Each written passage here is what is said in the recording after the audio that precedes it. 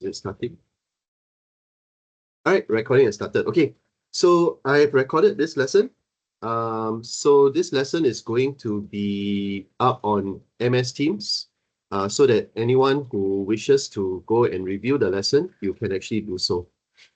So for today's lesson, it's going to be using this program, POSIT Cloud, which hopefully all of you have managed to install. So anyone haven't managed to install yet this program?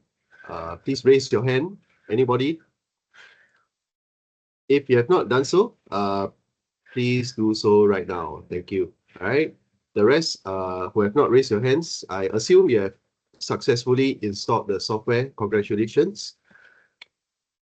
So just as a means of introduction to what's going to happen, for today's lesson, we are starting this new series. Okay. So if you actually go to the link that I've given you, right? There's this link. This is actually the lesson notes. Okay. So this lesson notes, right, will tell you the steps of everything that you need. Okay, Hanas is coming back. Okay, this will tell you everything that you need for today's lesson, as well as the next two lessons. Okay, so what is lesson 9, 10, and 11 all about? So I will just quickly show you. I've actually put this in the lesson notes, so it's very clear for you. This is actually for developing an R Shiny web application. So this is your end product for this part of your assignment. Okay, which is 20 marks lah, but only 10 marks is for the app, and 10 marks is for your documentation lah. Chop chop lah, very easy. Okay, so what you need to do is you need to develop an R Shiny web application, and you use this to do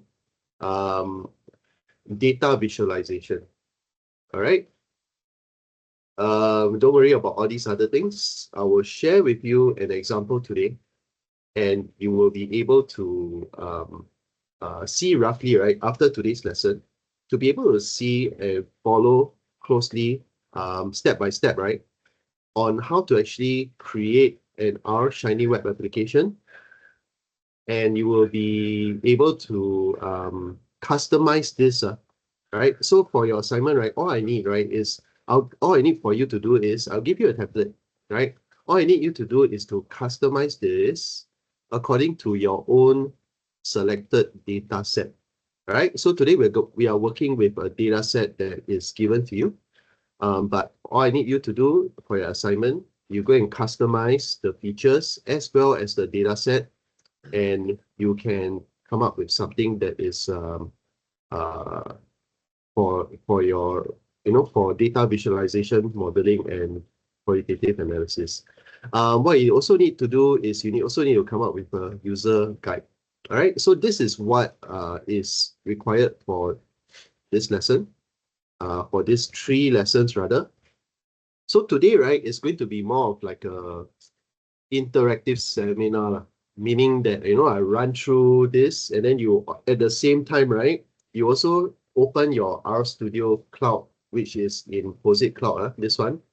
You open this and you follow along. All right. Okay, so you'll be doing this today. Now, next week, what's going to happen is I'm going to have dedicated time slots, right, for the 4 groups, the 4 teams. So the 4 teams, I will give you, like, let's say about 45 minutes session, dedicated session, for you to run through, and for me to also help to run through with you how to carry out the development of your app. All right. Okay, before we start, right, I just want to show you what you can do with this. So this is, okay, maybe what I'll do is I'll show you something that was done by a student from the previous intake. Okay, so wait, I'm going to just paste this. Okay, so this is the project from a previous a student from last intake. Okay, so this was the code. right? So as you can see, this was the code that was actually done for measurements taken at this student's workplace, lah, right? When the student actually did some measurements of his clients, right, at his workplace, and these are the details. And when we run, okay, so you can see the code. Don't be scared. I'm just showing you what can be done. And everything, of course, is this is the source code. All right. Now let's look at what's the product. So we run the app, right?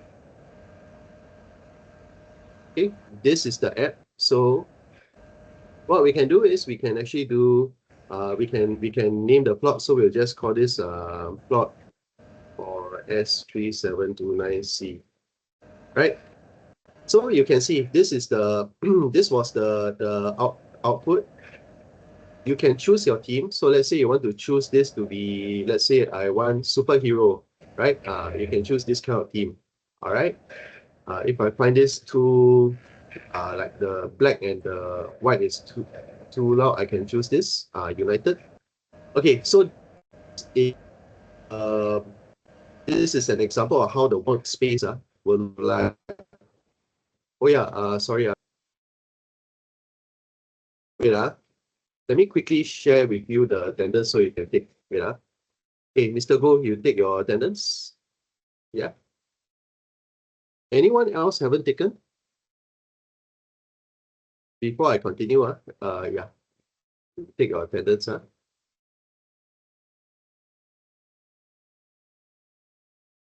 Okay, when you are done, let me know. Okay, oh yes, Da also, right? Okay, Da, can you take your splash your attendance, please? Thank you. Okay, thank you, Mr. Go. Now is Da, your turn.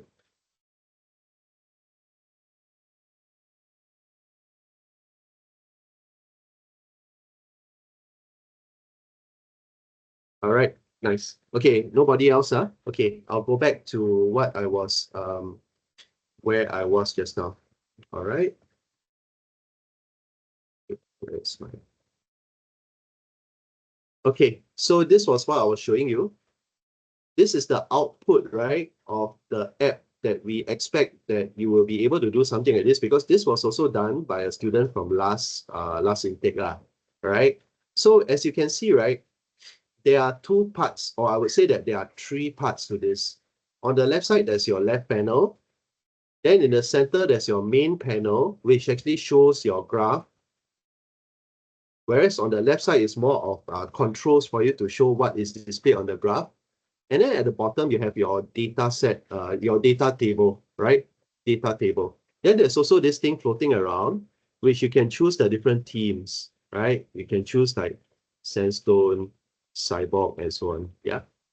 Right. So what this app does, right, is that it actually helps the student to visualize the clients at they are under him, right? So for instance, you can actually display what you want on the y-axis. So this is the y-axis, right? As you can see, it's displaying age, right? You can choose to display something else. For example, you want to choose to display basal metabolic rate, right? For example, so BMR, right? So I want to show the BMR here, and then I want to show maybe age on the y-axis. Sorry, on the x-axis, I want to show age, right? So you can do that. And then, right, you can also color by, so as you can see here, right, now the selection is color by gender, right? So you can see that the males is green and the females is red. Okay, so this is one of the ways. Then you can also choose to color by race. So as you can see, this one, Chinese, Indian, Malay, you can see the different colors over here. And then you can also choose to color by caloric intake and so on. All right, so this is the daily caloric intake. So now, what else this also does for you is that it also helps you, right? Let's say you want to zoom in on one particular client. So let's say, okay, I see that this client, the BMR, basal metabolic rate, right, is like very low. So something like this one, wow, I see very low. Why? So I want to see who is this guy. So I highlight this. Can you see in the data table? It tells me who is this person. All right. And then it tells you what's my daily caloric intake and so on. All right. So this is an example. And I can also, let's say I want to, I want to also like this dots, right? It is too blur. I want to make it darker. See this? I scroll this to the right. It becomes more darker. I can see better, right? Then if I find it still too small, I can make this, scroll to the right, you see, I can make this bigger. All right. So this, ladies and gentlemen, all of this comes from these codes over here, right? Everything comes from these codes. Now, I know it looks a bit scary.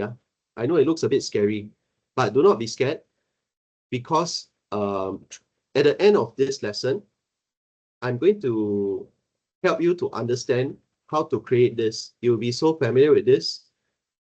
Everything will be second nature to you. All right? But if you don't remember, you can always look back at my lesson notes that are given to you, as well as listen to this recording. Okay? So with that, right, I've showed you an example of an assignment. These are what I hope to achieve today, lah. As I mentioned, I hope to introduce you to RStudio Cloud. So RStudio is basically the IDE, lah. IDE is what we call an integrated development environment. It's something that you do programming on. Okay, so R is a programming language. It is typically used among data scientists. Some people prefer to use Python. Some prefer to use R. I'm comfortable with both, but for the purpose of this lesson, we will be using mainly R programming language, okay? The good thing about POSIT Cloud, right? If you see this, this is POSIT Cloud, right? It allows you to code in both R as well as Python, right? So if next time, right, you don't want to code in R anymore, you prefer Python, right? Because a lot of people actually use Python. You can choose to change the language over at your settings, lah. Okay, so now I've actually selected this version of R, and I'm actually programming in this version.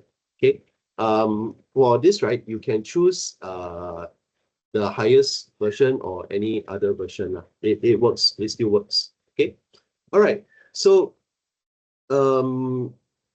RStudio Cloud is the one that you installed, right? In this POSIT Cloud. The next thing is you will learn about the architecture of a Shiny app. So just now you saw, right, in the codes here, what do we mean by architecture? What we mean is the different parts. So you can see I've got the comments here. Comments are actually prefixed by this hash sign. So the architecture simply means how you build this app. So as you can see, I prefix each part of this application with a hash as well as a comment on what this is. So there's different parts. There's the load packages, right? So packages are basically different codes that help you to, I would say, different functions that help you to develop your app, right? So these are the different tools that are present in R that can help you to develop your app. Think of this as like building blocks that are pre-programmed for you. So you don't need to code this from scratch. You actually call the library and it does the work for you. Next, right, data. You need a data set. You need a data set to be able to run this, right? So this is the data set. And there's a reason why I asked you all to go and sign up for a GitHub account. GitHub allows you to store your data sets, and then you can actually call the data set from your app over to your application and run your application based on the data here. So this is the next part, your packages, your data. And then the next part is your UI. UI is your user interface. So there are these sets of codes, right? That, as you can see, I scroll. It looks quite scary, but don't worry. It's quite simple, actually. This whole part, right, under this line is the part of your app that defines the user interface, right? So remember we showed you the application just now, right? this application, right? So what actually goes into this left panel? What goes into this plot? What goes into this data table, right? That is what we refer to as the UI, right? The user interface, right? So it tells you what you can choose. See this? It tells you what you can choose, choices, right? What you can choose in your drop down, right? So I define what I can choose in my drop down. It also tells you how you can create different sliders to change, like, for example, the transparency as well as the size. Okay, so don't worry about all these details yet. We will go through in further details. Now, just understand that there's this thing called the UI. The next part is the server. All right, so this is the next part of the architecture. So the server, right, simply means, right, this being a cloud-based app, right, it is how your inputs interact with your server to generate the output. So for example, when I run this app, right, when I choose, let's say, BMI as my x-axis, what happens in the background that causes this particular plot to change the y-axis to BMI? That is what happens in the backend in the server, and that is what is coded in this part here.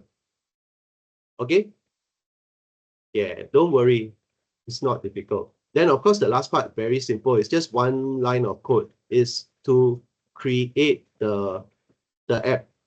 All right? So you create the app by just running this simple statement, right? Shiny app UI equals UI server equals the server. Very simple. It's the same for everything. All right? Okay, so I stop running the app now. Okay, so basically that's the architecture. And then, of course, these are the other parts, the code. And then later on, right, you will learn how to customize the app, the UI, using different types of builder functions.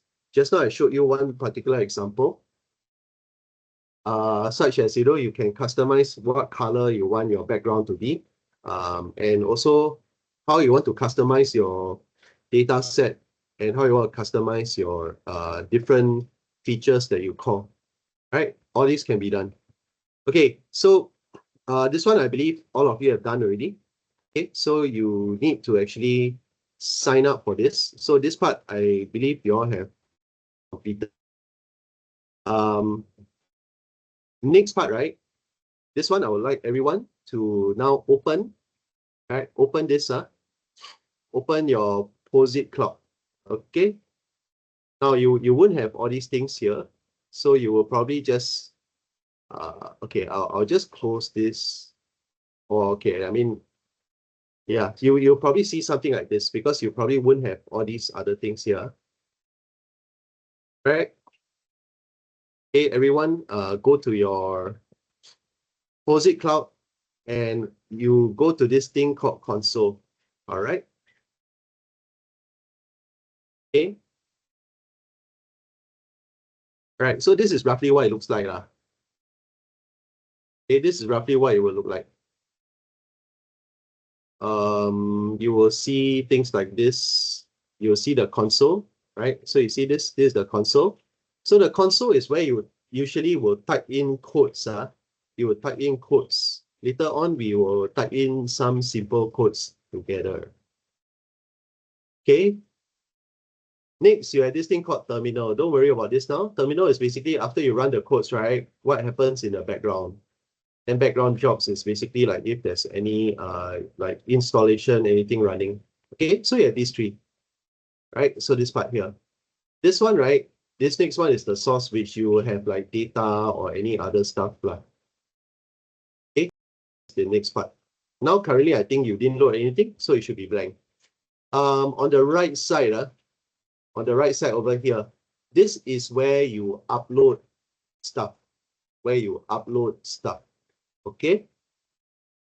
Okay, can I just check? Has everybody opened your R Studio Cloud? And is everybody able to open? And if anybody is facing any difficulties, please raise your hand. I would like everybody to just open and yeah, just open this and let's do it together. Okay. So just now, what I was doing is I was showing you these three parts.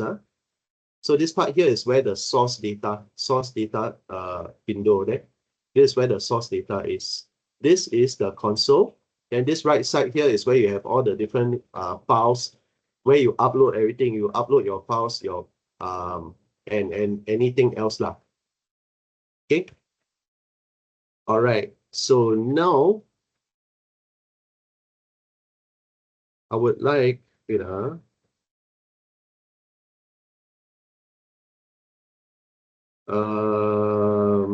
okay, sorry, Sandy. That's fine lah. No worries. I think it's okay. All right. So you all got a lot of stuff inside, right? Okay. You all got a lot of stuff. I think you can see, okay, Sandy, right? I can see you got a lot of stuff inside there. I would like you to place your mouse here. Place your mouse here. Then type, no, then press Control and press L. Then it will clear everything, right? In the console. All right. So those of you got a lot of codes. So for example, let's say I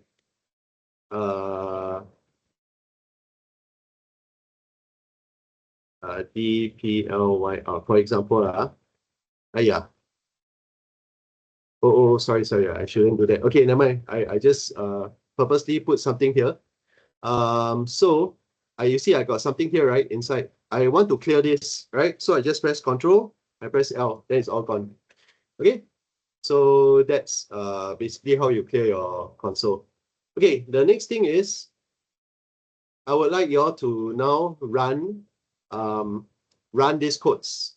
Okay, you're just going to do some simple arithmetic. Okay, so let's do it. So let's start first. A.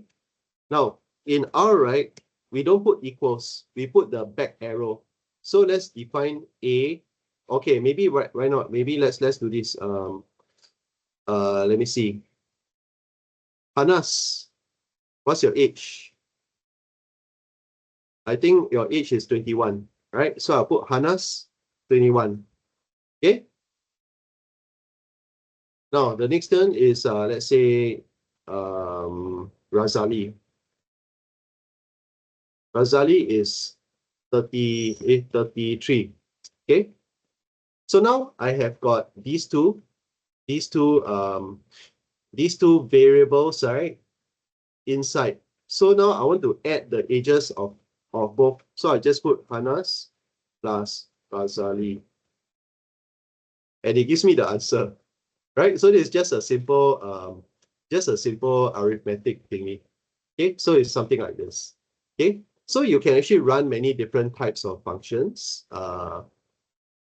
You can run many different types of functions to actually, to tell you what, how to define this. So for example, I can have like A, which is a character, right? So for example, I can do this. Let's say A. I'll put Sandy Go. Okay, not found here. Okay, why or let's reset and Sandy. You know why why it is wrong? Because I should have done this. I should have put it. Okay. So when I want to define text, right? I need to put this what I call it, open and close inverted commas. Okay. Then let's say B. I want to define it as like a this one is what we call like an integer or double lah. So I can let's say I put B is equals to 54, which is the age of Anas and Razali together. Okay. Then let's say C, I want to put it as a that means a logical. So let's say C. You can just use anything else you want. Yeah. And then D, I want to put a complex numbers. You guys know what is complex numbers, right? Complex numbers are those where they are numbers derived from the square root of -1. Right? So I think this goes back to your secondary school A maths. Okay, so maybe I'll just put 6i. All right. So now, right, I've defined these four variables inside the database. Okay, I've actually defined this. I mean, I won't be able to see here, but basically I defined these four inside the database. So now I want to know what is the type of each one of these. So you can just go in type of. So for example, I can go type of. Right, so you see, you just type like this, type of A, sorry, no space. See, it tells me that Sandy Low is a character. Okay, type of B. Everybody, you also try lah. You also type in this just to get you to familiarize.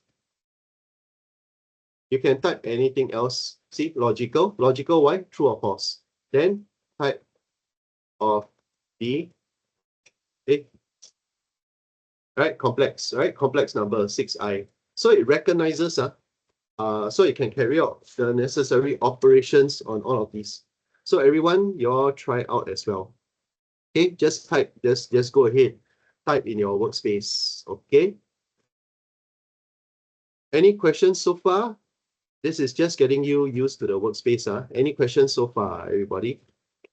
Questions? Yes, no? Okay. Now, ladies and gentlemen, I would like you to, you see if you scroll up in the WhatsApp group, right? You will see that there's this, okay, I wrote this, please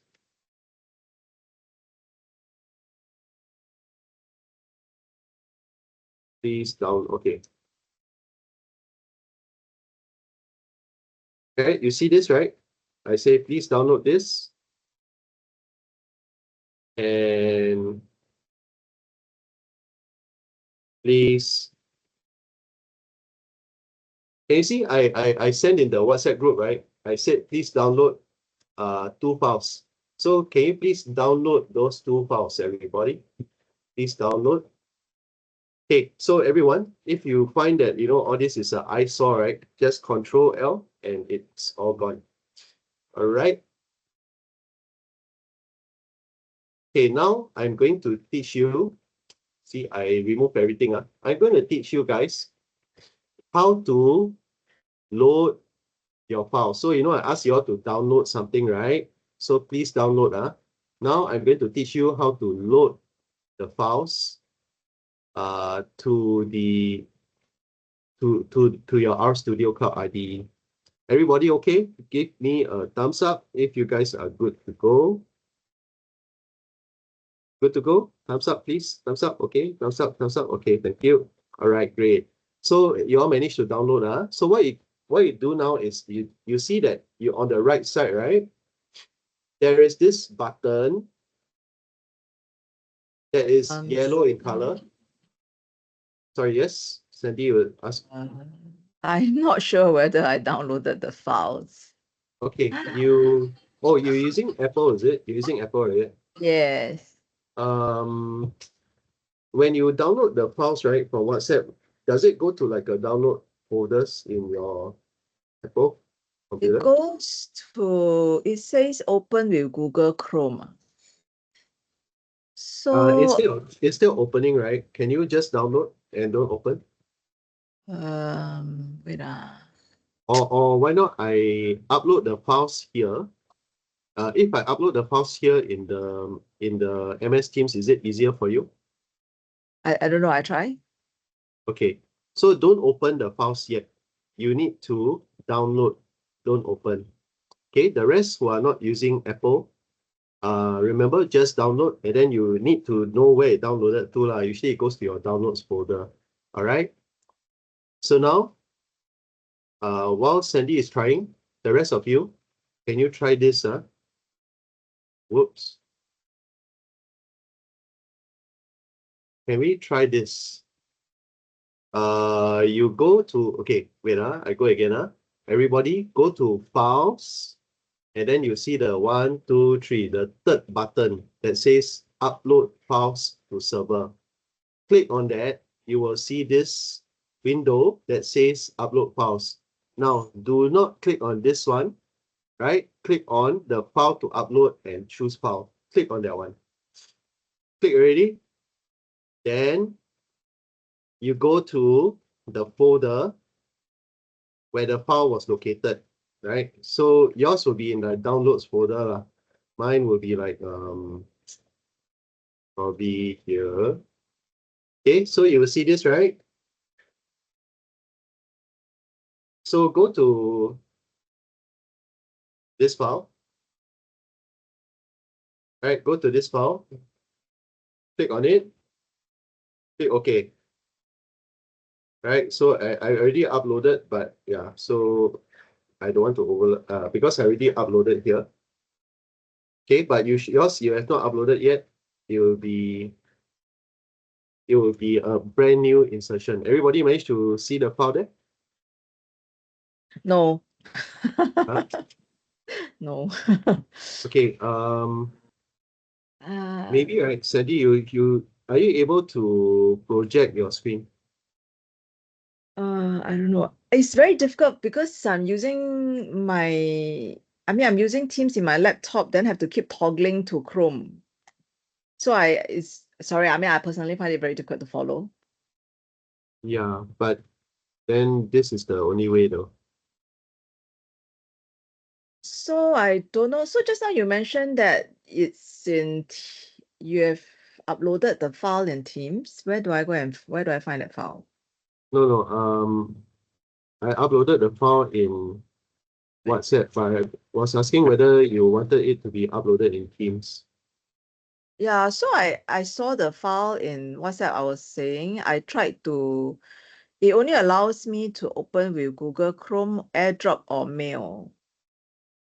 Because it's in HTML. It's in HTML. Oh, it's not HTML. Download the RMD one. That's strange. Wait, hang on. Download. Yeah, correct. It's the Oh, okay. Wait. Yeah, RM. so why not you project your screen so that I can see what is going on, then I can help you to troubleshoot. Wait, how do I project the screen? Share screen, is it? Yeah, share screen. To record. Share screen. Let me see. Where do I look for the? You share the screen, not the specific windows. So you just share whatever is on your screen.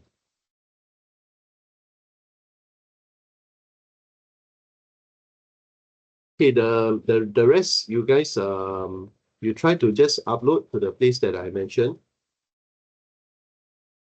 Okay. And then after you've uploaded,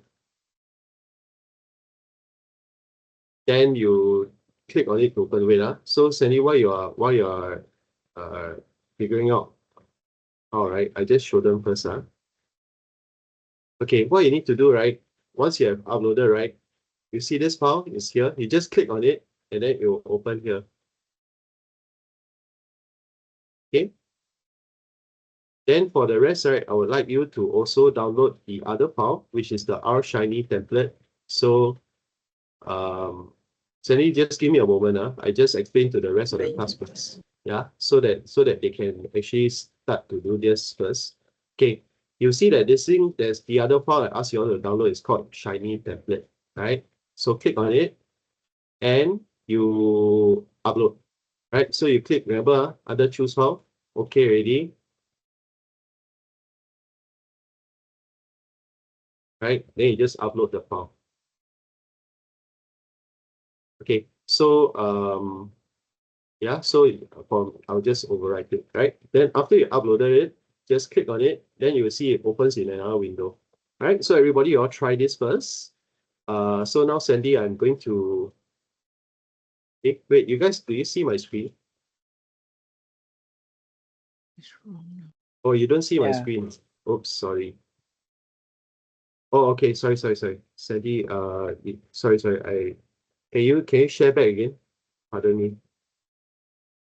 Andy, Sorry, Sandy. sorry, sir, can I interrupt? Yeah. Yes. Because I'm using the Apple too, so I think Sandy, once you double click on the WhatsApp messages, right, those files, then you can do what I did just now, export it to mail, send it to yourself, and then you should be downloading to your downloads. Okay, thanks. Let me Sandy, you got try. me? Yes, let me try. Export Mail it it. to yourself. Okay.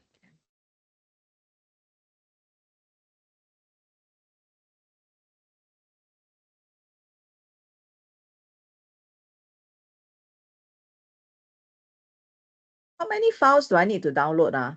It's just the .rmd one. And Shiny app, I think.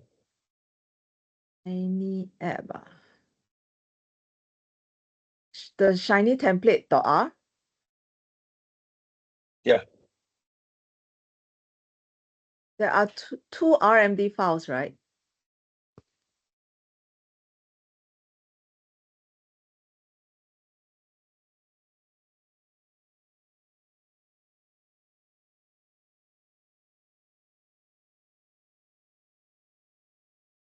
Sharing my screen.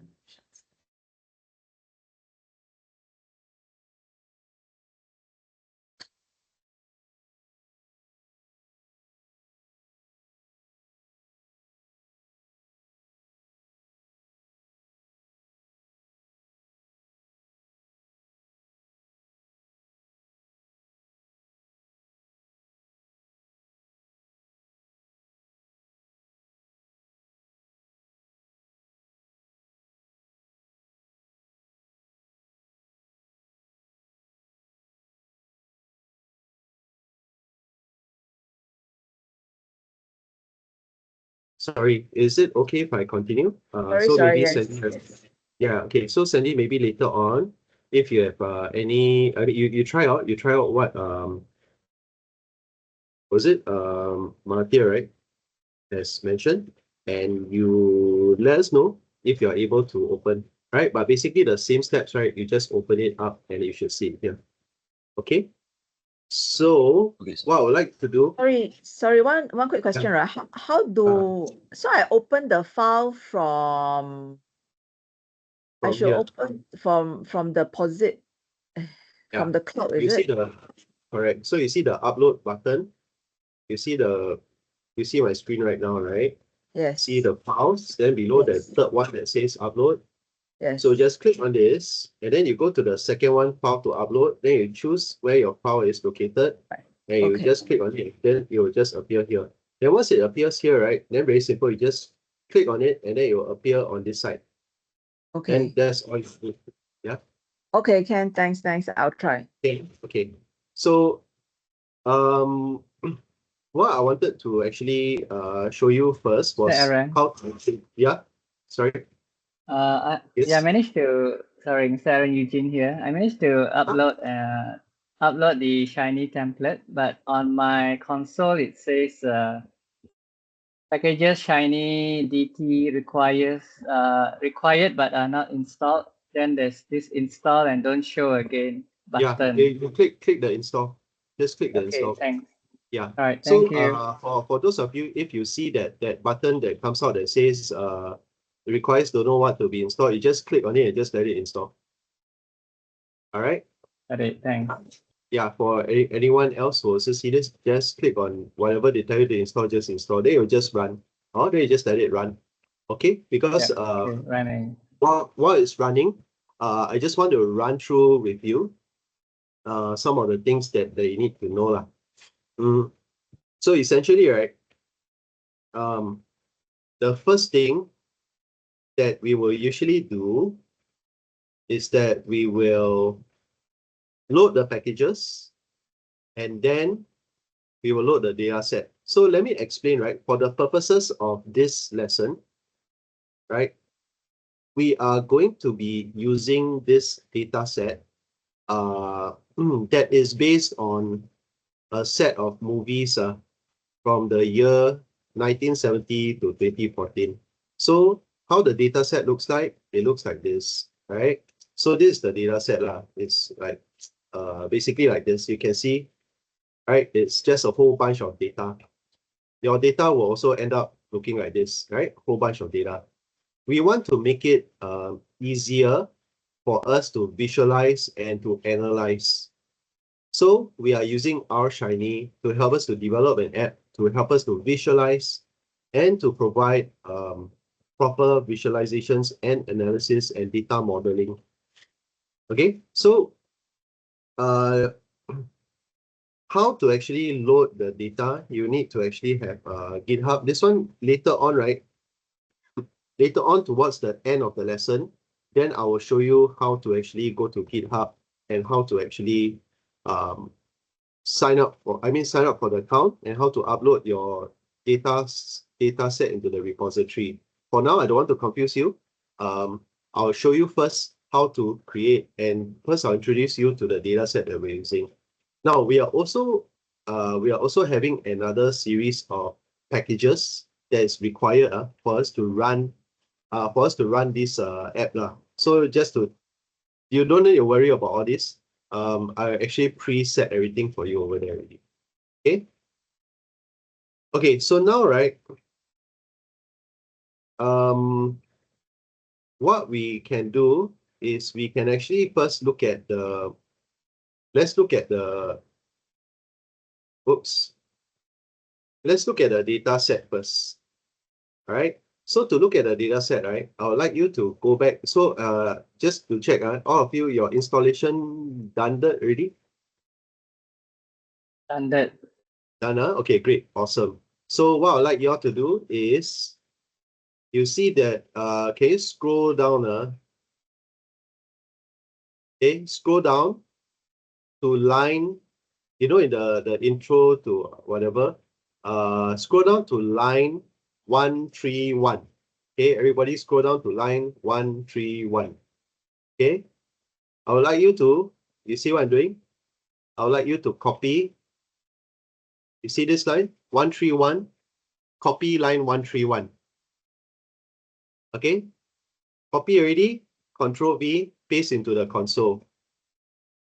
Okay, press enter. Okay, so this is what I'd like y'all to do. All right, copy line 131, paste into the console, press enter. What this does is that it actually places it actually helps you to place this this data set into your database right here. Now the next thing I would like y'all to do is to do a check on this data. So you go to line 172. Okay, 172. Copy the whole of line 172. Then you paste. See, this is what it does. This is the outcome, the output. So what it does, right, is that it actually just tells you what is the title of every single column. Okay, this is just like to do a sanity check on your data. All right, this is just to, yes. Sorry, Yeah. I have an error message. Yeah, What same for me. Yeah, me too. Yeah, which is Aaron, I the- got an error message also. Okay, can you show, Yeah. maybe one of you, can you just take over the screen and show me what error message you see? Yeah, maybe you can just project. Anyone? Any one of you? Project. Then we will. And you got error message when running which one? 172. Second one. Second one, Maybe okay. scroll next. Is it because Deep Layer is not installed? Sorry, can you all show me, or one of you just show me your screen? Thank you. All right, thanks. Okay. So Fine. what you can do is this. You can go to install packages. Wait, okay. I am going to do the point. Okay, sorry. Okay, you can install packages. Hold on, hold on. Wait, I'm finding the code. So you probably need to run this beforehand. Hold on.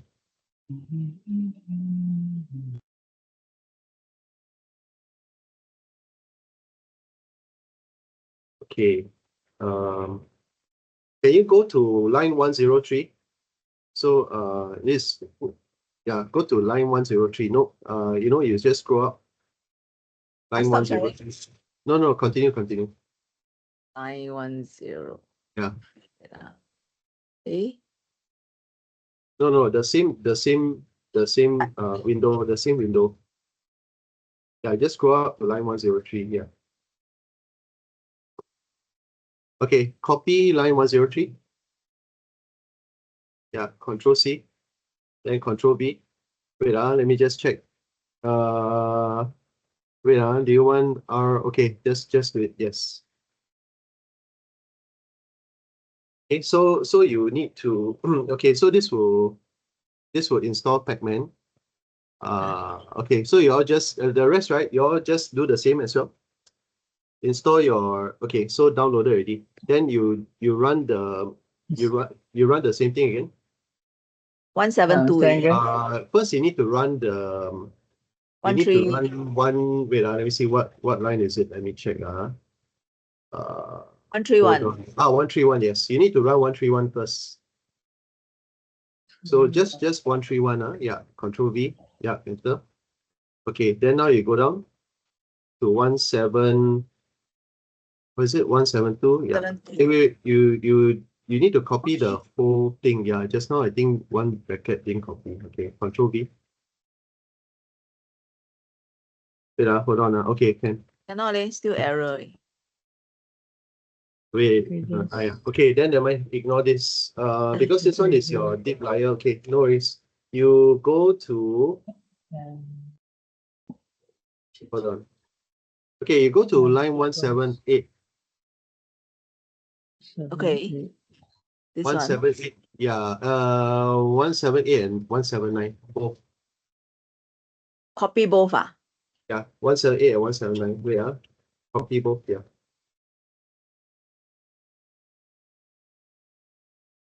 And then Wait, run. yeah, enter. I think you might get this also. Okay, then you type in this install install dot INST. no install Yes, dot packages. Yeah, correct. You choose the first one, install packages, and then you open inverted commas. Then both will come up open. Yeah. Okay. Then you type DPLYR. Okay. Enter.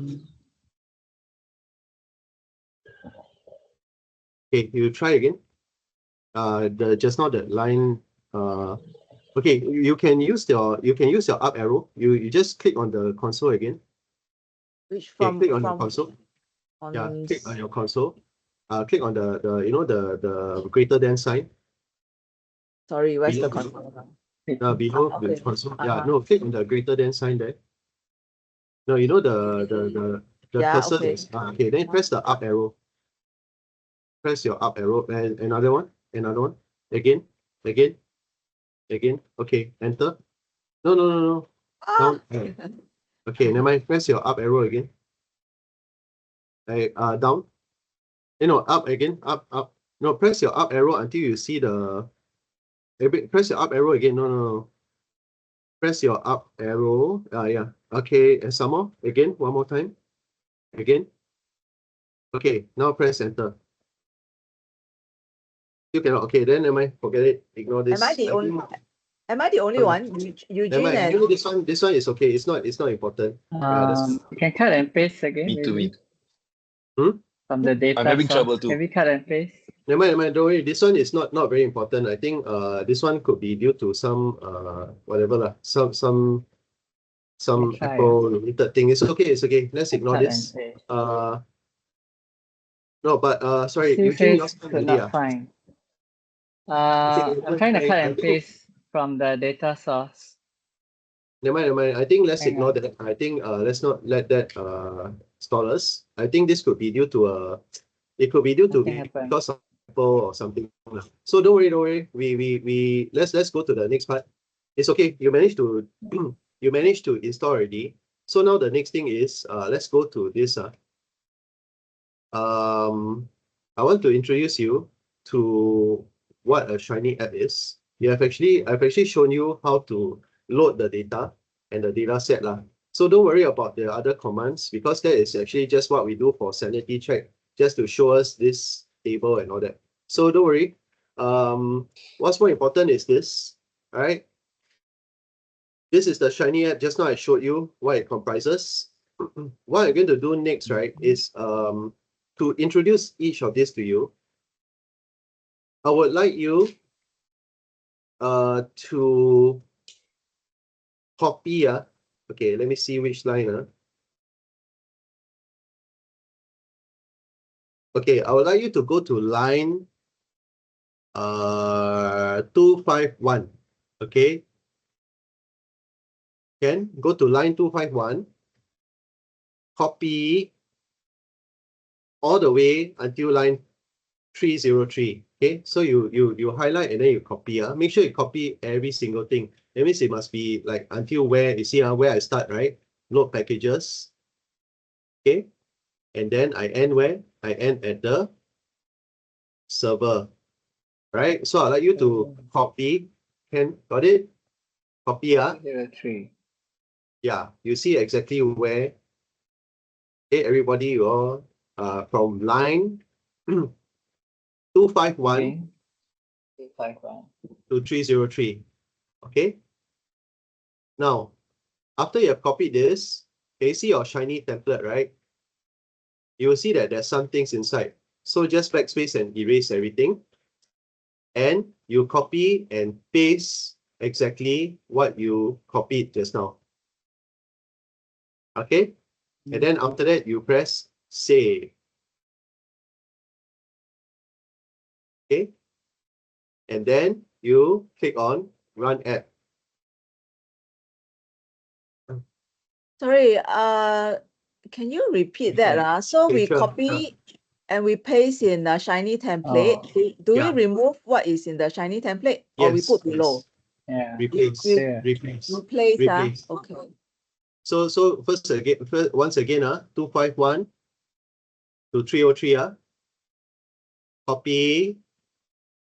Then you go to Shiny template, whatever you see there, just backspace and remove everything, and then you Okay. paste. Make And sure then that there's run. no space. Yeah, and then once you paste already, then you run. No, Is you it- save first. Click the save button first, and then you run.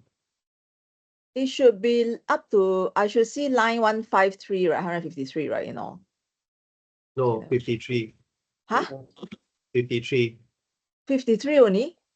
Yeah, Oh no.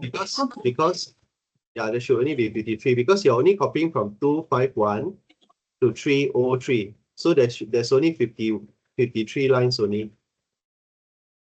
Yeah, let me try again. Sorry, 251. 251. You will start first with the hex and load packages, all the way until the last line is 303 server with the close bracket. Don't select anything after that. Sorry. Maybe there are too many files there. So I do from I copy from 1 RMD or 2 RMD. Sorry, No, what it's do you very mean? very difficult to toggle. Wait. Okay, I tell you what. From 1 Please dot just- RMD, is it okay? Can I mean no, I Just try paste. again. I try again. Let me try again. Just paste it into the WhatsApp group. Yeah. Maybe that might help. Guys, So go to it's- the WhatsApp group. If you can't, just go to the WhatsApp group and copy exactly what is there. All right. The WhatsApp group. If you can't, right, you go to the WhatsApp group, copy exactly what is there. Okay. And then you go inside here, you press save, then you run. So when you run, this is what you should see. So Aaron, sorry, so I Yeah. will delete everything from the existing Shiny template and paste Yeah, whatever I delete. copied, right? Yes, Okay. correct. So please delete everything. Make sure you don't even have a space. Delete everything. Then you paste. So no space, cannot have anything. What do you mean by space? Okay, so okay, I show you. So now first you go to the Shiny template, right? Delete. Make sure like no space, no space. Cannot even have like this. Cannot even have this. Cannot have a single space. Nothing. So before you paste, you must see nothing, just one line there. Then you Control V, paste the thing, then you press save. Okay. Yeah, sorry. Some of others had some questions. Yes. Anybody? Okay.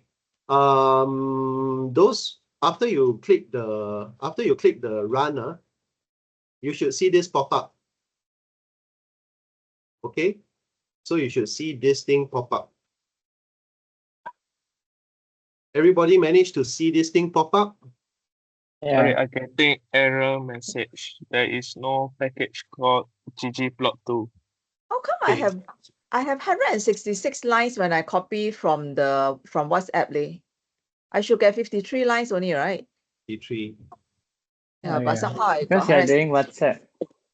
I think WhatsApp they have added, which is narrow the configuration. Setting is No, different. but just now she copied directly from the RMD, also the same leh.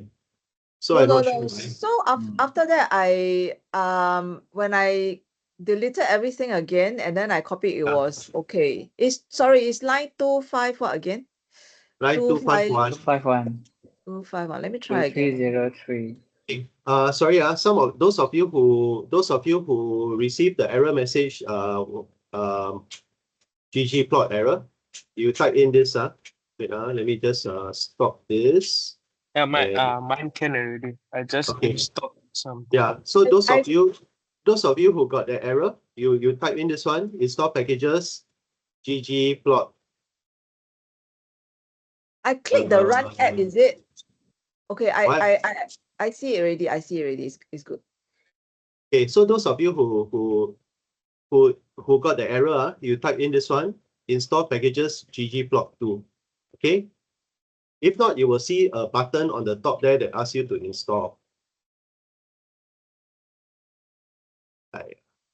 Now I got error. Okay, never mind. Okay, got that. Okay, so what I'd like you all to do is after you have pasted already. Sorry, Sandy, are you able to paste now? Aaron, sorry. Yes. I didn't copy and paste anything. I just selected, then I press run. Then it allowed me to I Yeah. can see the club project shiny thing lah. So do I Yeah. have to still copy and paste? Because that was the previous one. So I'll need you to first delete everything.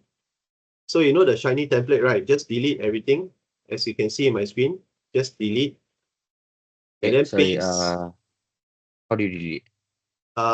Just backspace. Oh wait, okay. Yeah, done. Just Okay, deleted already. backspace. Delete.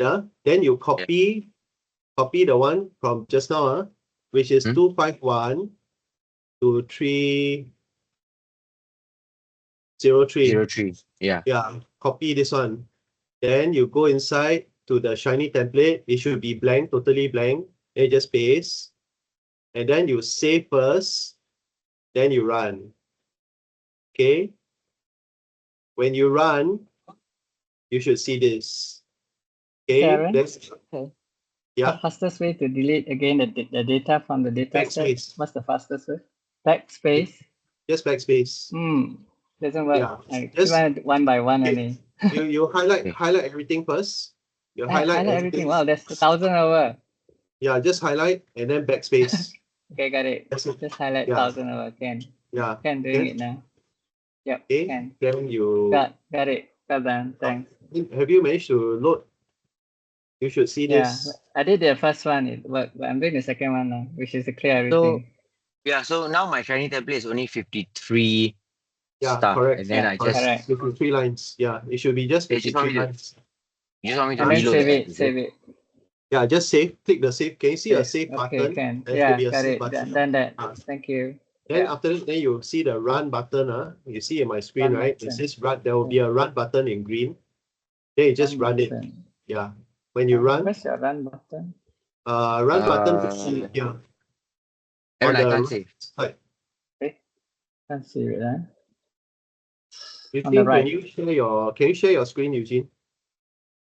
Mm, You share your screen. I will guide you. I'm doing it on the phone, and the other one is on my laptop. Phone. Phone. Don't worry, just think- tell me. It's on the right hand side, is it? The run, Okay, run button. okay. Let me show you from scratch. Okay, so you see this? Just the run button. Yeah, can you yeah, see I got this? that. There's this run there. Mm, Just click on yeah. this. But you Click must on save that. first, then you can run. Yeah, save already. Okay. Just click Yeah. on it. Okay. The rest, how you all can get this output? Oh yeah, found the run button. Got it. Yeah, Dal can get or not? Run all, is it? Just run. Just click run. I got Okay, different so run. you see Run the selected line, run all, run current chunk. run all. Run all. Yeah, run all. Yeah, I Sandy, was you able to run run the the app. Yes, I'm good. Are you able to get this output? The Yes. what you see here? Can okay, good. Yes. So Run all. anybody else facing any other issues so far? Because it's Okay, done important for already. don't worry, once you run this one, right, then you're good already. Okay. All right. So what I'm gonna do is I would like you, right, on your screen, so maybe you can look at the my screen first, then you try. What I'm going to do is I'm going to explain step by step, right, what every line of code here represents. Okay, with the app here on the right hand side. So if you scroll right through the app, you can see that the first part, there's this thing called load packages, library, Shiny, library, ggplot2. Don't worry about this. This is just to define.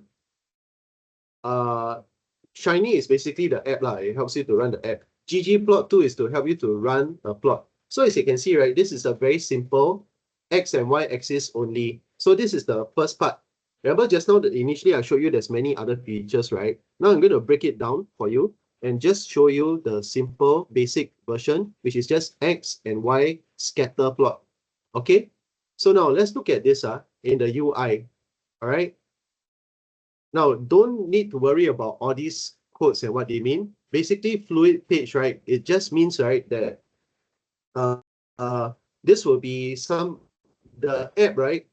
It will be able to change according to the orientation of your device. So that's what fluid page means. Meaning that, let's say you use a desktop, right? If you use a desktop, then it will run according to, like, let's say the desktop's, you can see, right, as I stretch this, see, as I stretch this, right, the thing actually changes. So that's what it means by fluid page. Then if I want to change this to, let's say, mobile phone, right, like this, right, then you can see the graph goes below. So that's what it means by fluid page. Okay. Then the next part is sidebar layout. So sidebar is this thing that you see on the left. Okay. Main panel refers to this plot here on the right. So this is just to tell you what each one of these is. Now, when you do coding, right, for R, there's a lot of brackets. So be very careful about all the brackets.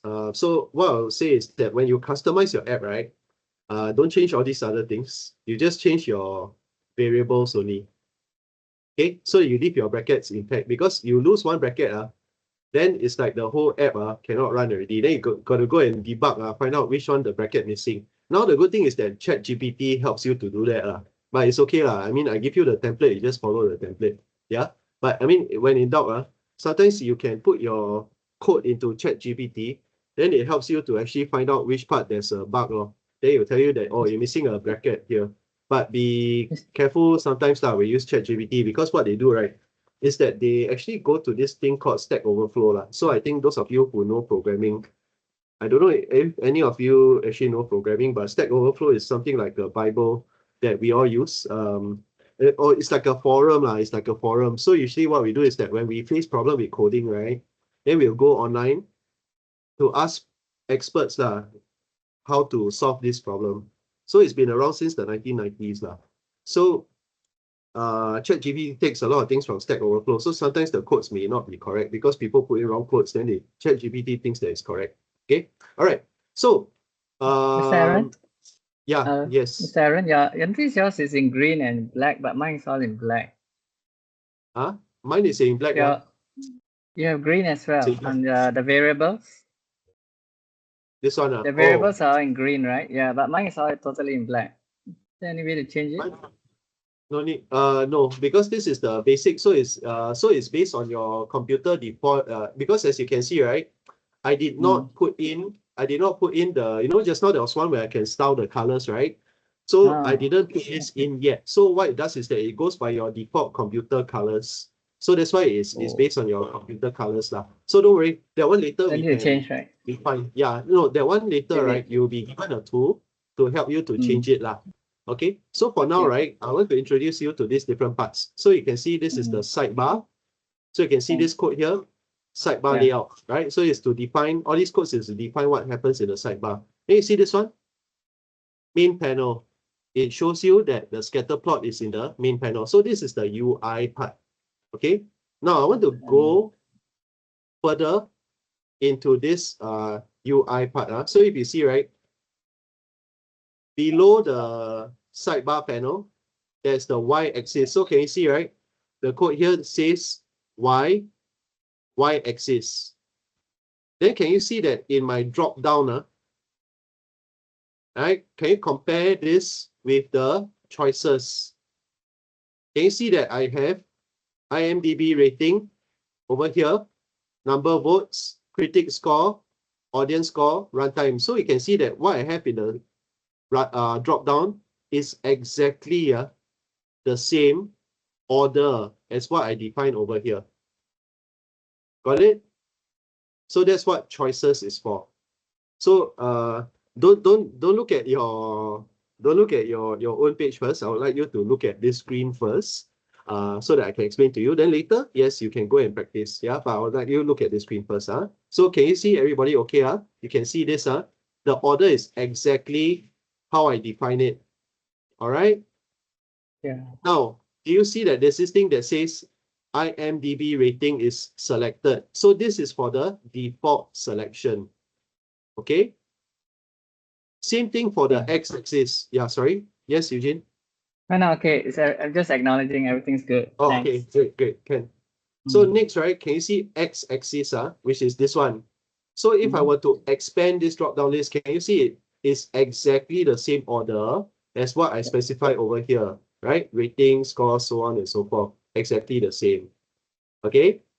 Now, if, right, I want to put, I want to check whether it's really, like, correct, then when I put IMDb rating versus IMDb rating, I should see a perfect straight line, because it's the same variables, right? So as you can see, right, exact same thing, right? So when I change this, then I will see different, I will see, for example, different kinds of plots generated, right? But what happens over here is that I actually have the default, which is here. So now, right, what I'm going to do is I'm going to close this and I'm going to show you what happens. Let's say now in this app, then later you also practice. I'm going to change what's the default selection. Okay, so now my default selection is IMDb rating here, right? So I will change this now to maybe, let's say, critic score. Okay, so I just copy and I paste here. Remember, you must paste exactly how it is. Then over here, I just want, just for fun, so that you will see a straight line. I also want this, okay, I'll just keep this to critic score, all right? So after I change that, right, I click save, all right? Now, after I click save, I run the app again. So notice what happens. Can you see? Notice what happens? Now the y-axis and x-axis is showing exactly what I changed. So that is how you adjust what you have over here. Everyone clear so far? Okay. What I would like you all to do. Say again. No, do you I use the save and save run button? again, but let me, yeah, save and run again. Okay. Let me try You again. close. You must close the app. You must close the. Oh, close the app. I see. Yeah, you must close it because if you you I must close. see. Okay. Okay, and then you must I'm remember running to it now. save. Yeah, then you run again. Okay, hang on. Save and run. Run all. And Nothing remember to appears. not yet. Wait first. Let's wait. Nothing appears, man. Run all. Hang on. Wait, sorry. What do you when you say you see run all? Sorry, maybe Eugene, can you share your screen because how come yours got run all? Can you Run share your all. screen? Oh my! Because it Because should I'm just running be on my laptop. Are you able to share your? Are you able to share from your? Or Wait, maybe show me what you see on screen. Unless okay, hang on. I'll go back to your. I have to go back to open my Teams on my laptop. Oh, okay. Oh, okay. Then I can show you. No, I can show you. Hang on, just open my Okay. Teams now. The rest, Yeah. right? What I would like you all to do while I wait for Eugene, right? For the rest of you, right? Can I get all of you to practice? Just play around. You can see that there's these different things over here. I would like you to. Okay, I can see. Okay, the rest of you, right? I would like you to just go around changing the selected, right? And then also maybe changing, maybe you can even change the order, right? But don't delete everything, don't change the name, just change the order, right? And just try to run. Okay, Can yeah. you see my screen? Yeah, okay, let me see. So there's a run here. Okay, wait. So you just need to click the can you go to the button that's below the run? Below the run. Sorry, next to the run, yeah. Wait, Yeah. Okay, so I think you just put run all, yeah. So yours you just put run all. No, don't, yeah, run all, yeah. Okay, run all. Wait, come yours doesn't come out.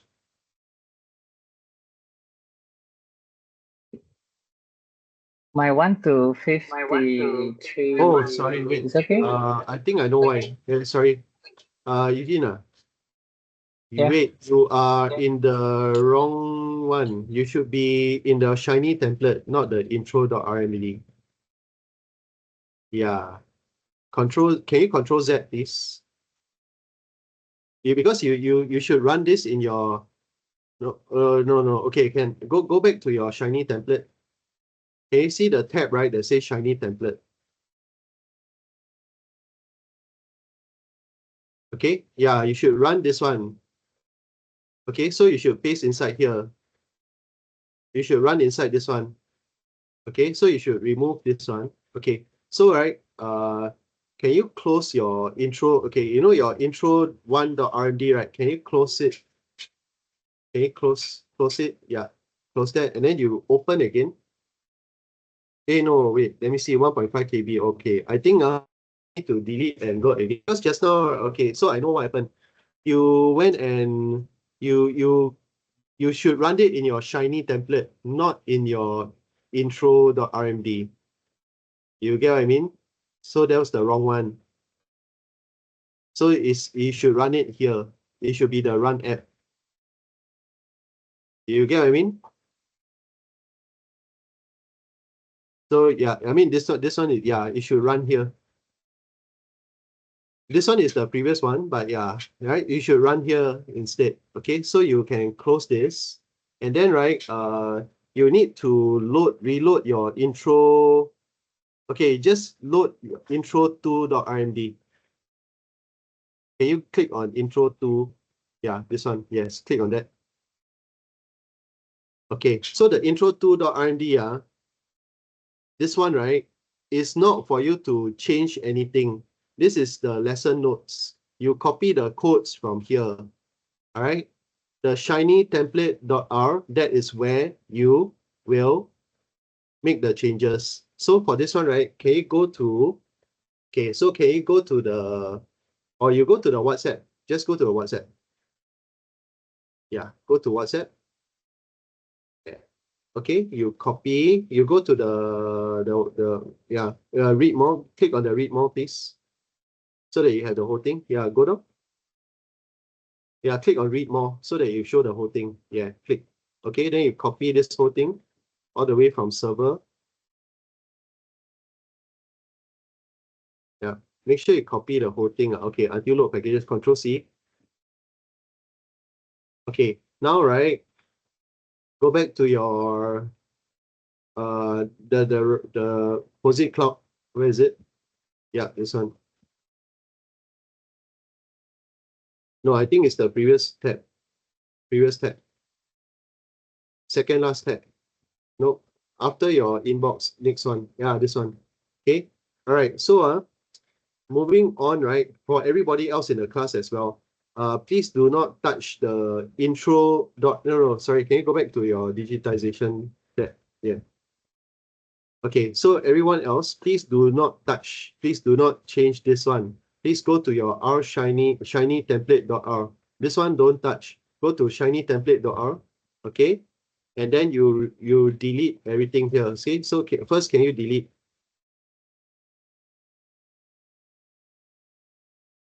So everyone else, please do the same. Okay, Control V. Yeah, save. Can you save? Click the save button. Yes, got it. Then now you run app. Yes. So this is where you should run, not the other one. The other one is your notes. So you cannot touch here. It will come up. Okay. So yeah, this is what you should see. Got it? Can? Yeah. Then you just do your adjustments in your code. Okay, everybody else, are you able to do the same? I'd like you to just try playing around, do your adjustments. So Eugene, take note, and moving forward, please do not touch the intro2.rmd. That one is just the source for your codes, right? You replace in the shiny template.r. Okay? Can? Yeah, good. Okay, very good. Okay, so Eugene, you save and then you run the app. Okay. Yeah. And then you run. Yeah. There you go. See? Now it changes. You got it, huh? So this is how you do it. Okay? Can. All right. Great. Yeah. Awesome. Okay. So I'll take back the projection. Thank you very much. All right, so great job, Eugene. So that's basically how you do it. So for the rest, right, can I just check in? Everybody else, you all managed to run. So basically what I wanted you all to do is to run. So remember, please only change in this shiny template.r. Please do not change this one. This one is your source for your codes. You copy from here, right, based on the line that I tell you, and then you paste it into here lah. Okay, now, has anyone got any questions so far? Have you managed to change? So what I wanted you all to do is to just change a few of these things. So the other thing, right, is you can also change the order. So now, right, now if I were to run the app, okay. So if I run the app, you can see that the order is based on what I stated here. So now if I want to flip, I want to change this now. I want to put runtime, or I want to put critic score first. Okay. So I copy this. I paste it here. Remember to remove the extra commas. Okay. So can you see I rearrange this now? Okay. So after I rearrange, I save and I reload that. Can you see this now? Now the y-axis, right? Can you see my drop-down changes accordingly? So this is actually just a simple exercise to show you how you can define what you want to be seen over at your inputs at your y-axis, which is in this case is a drop-down, and your x-axis. Okay? Okay, before we move on to the next one, any questions? All okay? Everyone okay? I'll need you all to go and hands-on try. Anybody facing any Mr. Aaron, problems? Please let me know. Mr. Yeah, Aaron. yes. Yeah. I think tea break I blur already. Okay, you show me your screen then. What I'm trying to Reflect say your is screen. I need a break. Oh, you need a break. Okay, okay. Okay, then in that case, right? But were you able to follow so far? So far so and so lah, but not really. But I think can manage lah. Okay, it's the same lah. So you okay,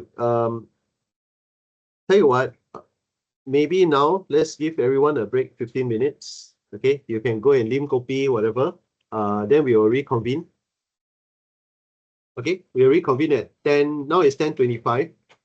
10:40. 10:40 we reconvene again. Okay, thank Okay. you. Okay, so Aaron, everyone take a short break. Yeah, yes. Aaron, In the sorry, I'm no meantime, longer yes. I'm no Yeah, longer yeah, able to yes. run the app. Who is this? Sorry, who's speaking? Da. Sorry, who is this? This is I Da can't Da. see who is speaking.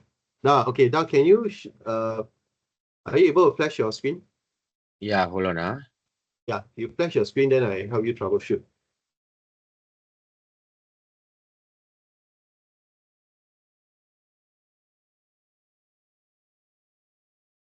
Okay, can you see my screen?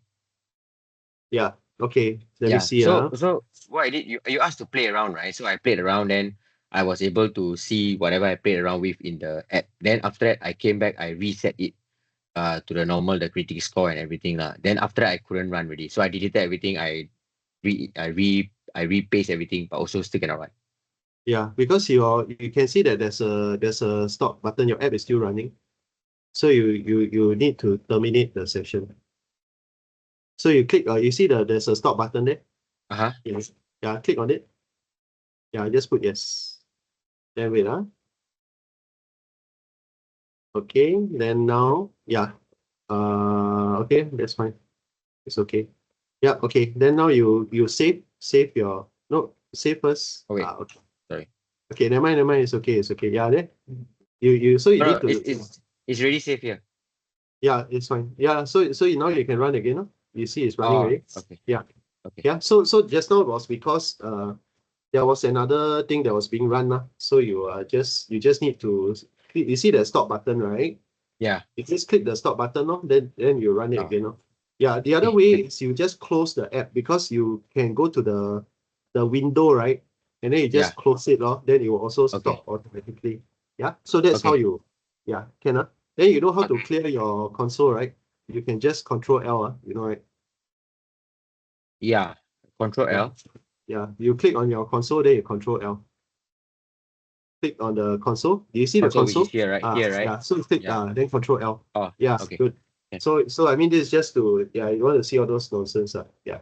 Okay, Ken? Okay, thank All you. right, everybody. We will resume at 10:40, so that Razali can go and have some fresh air. Yeah, badly Okay. need fresh air. Okay, can, no problem. All right. We'll see you again. In the meantime, everyone, if you have any individual questions for me, just feel free to ask. Okay. After this, we will go through a few more things, but I think it's more or less okay. At least you can run this, you can run the rest of it. No problem.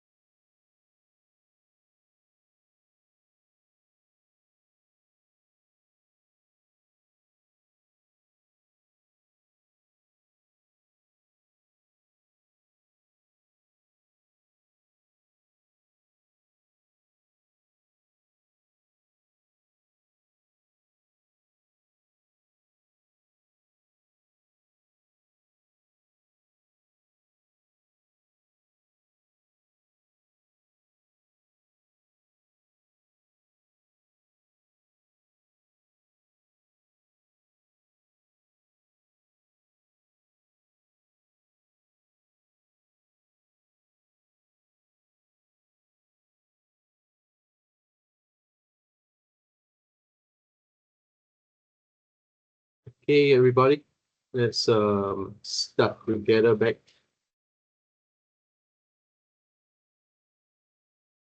Okay, I'm back. Thank you. I know it's not yet 10:40, but yeah lah. I mean, start together back lah. So at 10:40 sharp, we can resume. Okay. Yeah. So those of you who are back, everything okay so far? Everything all right? Any Yes, problems? thank you. All Okay, okay. thanks for listening. How about Sandy? Is everything okay your side? Yeah, all good. Thanks. Good, huh? Okay, nice. So you can run it, you can generate the outputs, right? Because I don't know, yours is Apple, right? So no issues, huh? Okay, awesome. Can manage to do it. Thanks. That side also okay, huh? Mr. Go, okay, right? Mr. Go?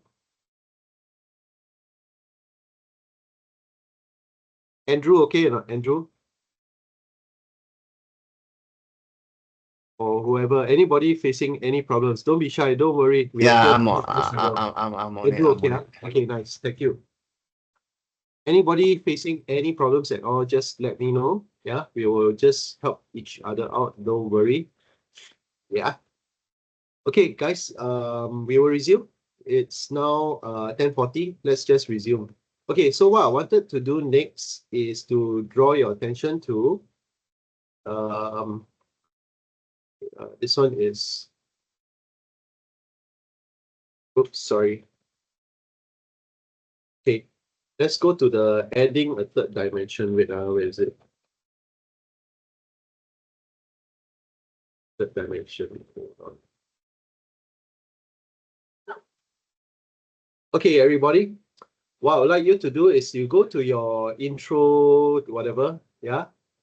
Go to line number 527. Okay, 527, copy all the way down to line 608. Okay. So now what we're going to do is we're going to add a third dimension. Just now we were looking at X and Y axis only, right? Now we're going to add the Z axis, dimension 3. So same thing, same drill.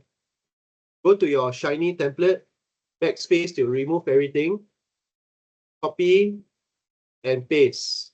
Right? So once again, I repeat, copy from line 527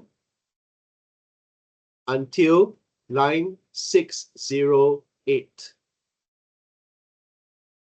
Just for safety, I also pasted this into the WhatsApp group. Okay, copy this, paste it here, save and run.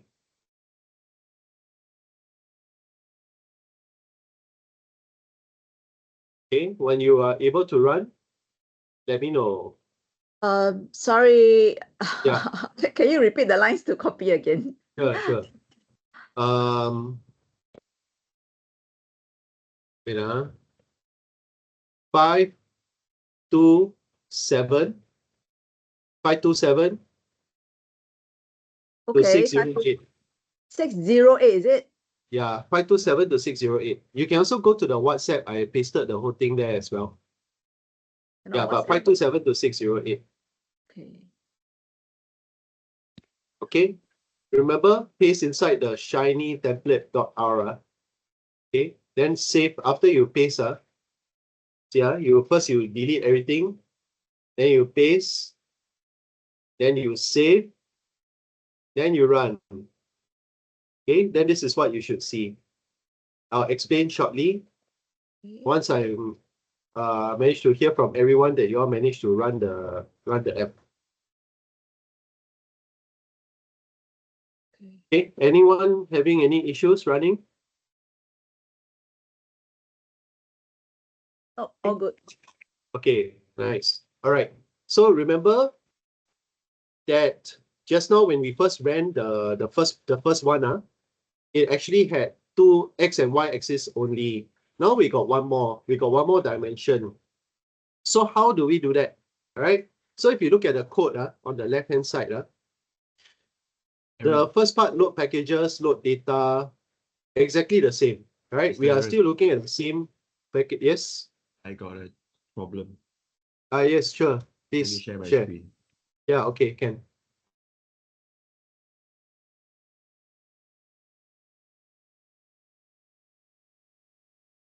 So it says this. Wait, let me see. A bit small, so let me see.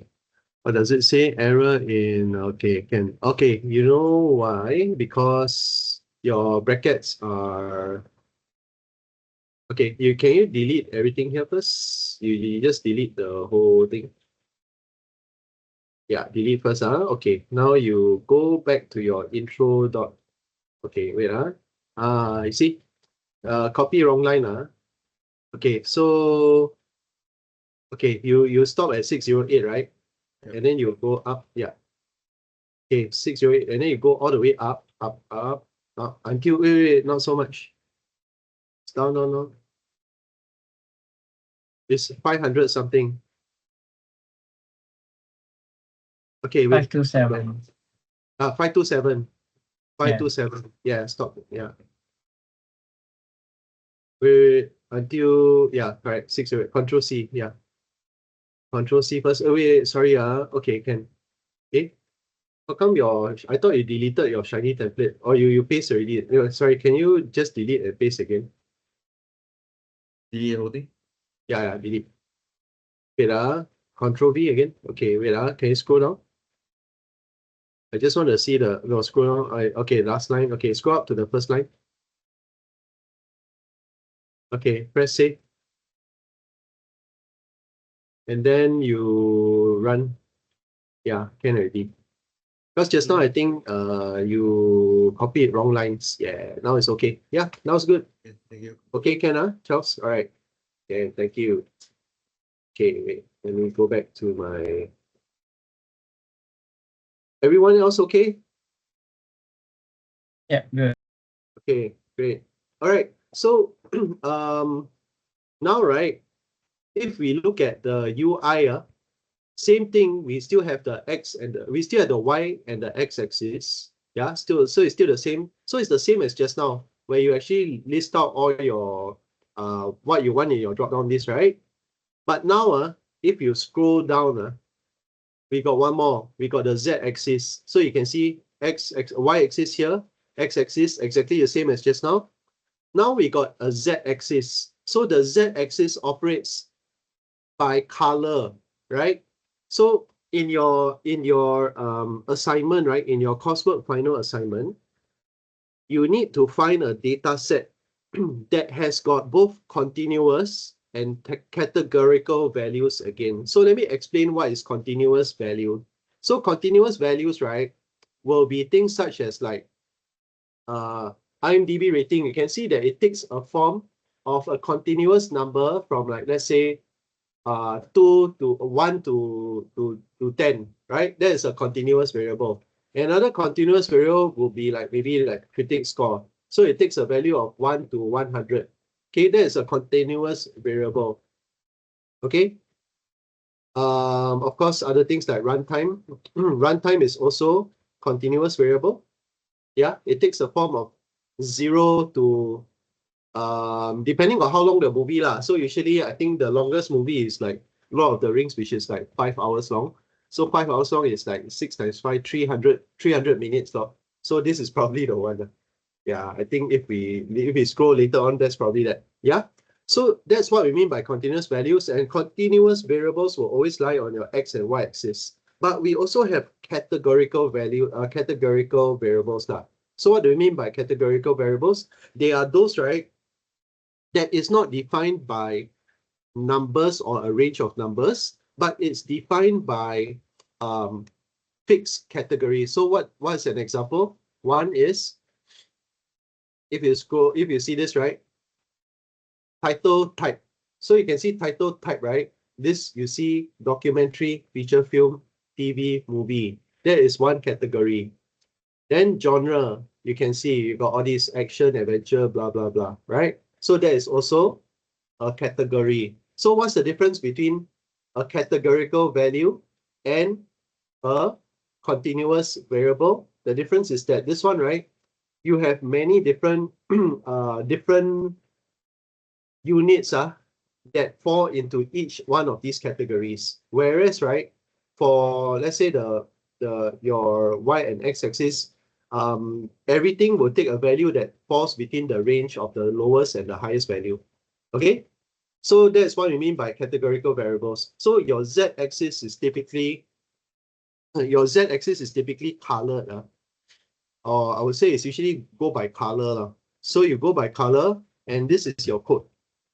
You will have this label color by, and then you have your drop down to show you what are the things that you can color by. So let's say I want to color by audience rating. So you see audience rating, right? There's only two categories. There's only whatever this is, spilled upright. I have no idea what this means, but basically there's only two different categories, and you can see that they are colored differently, right? One is orange, one is blue. So that's how you color. What you add one more different category to help you to give a better visualization of the data. Okay, so what I would like you all to do is go and play around with your own plots. Okay, so remember when you want to play around with your plot, right? You close it first, then you go around and do this. So maybe, right, you see, right, we still have the same thing. We still have the default selection. So maybe let's say now my default selection, I want it to be genre instead.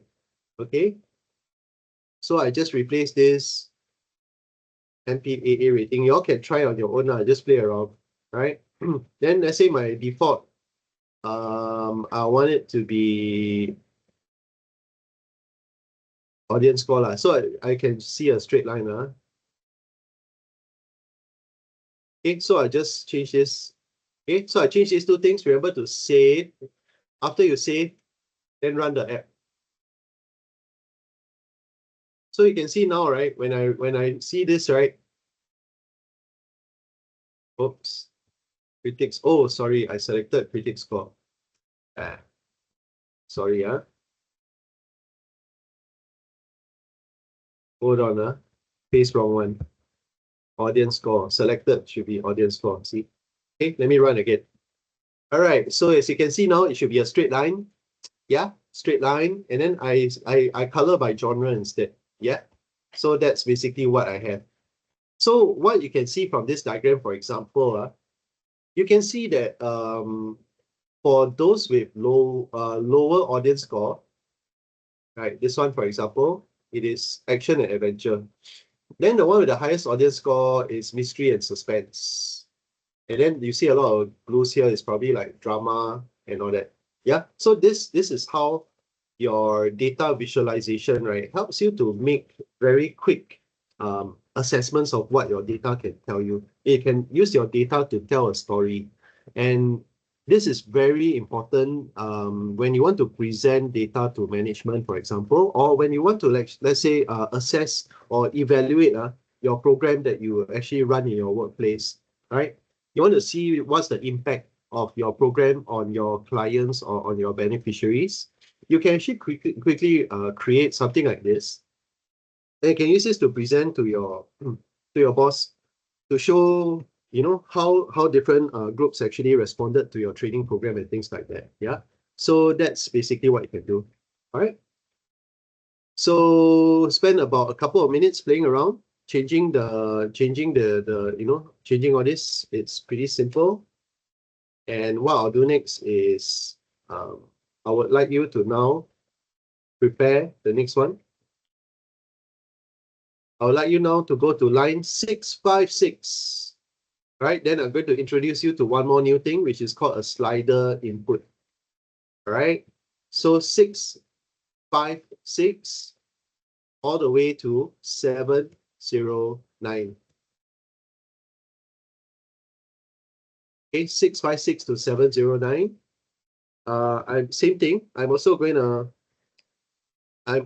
to paste it into the WhatsApp group so that those of you who want it,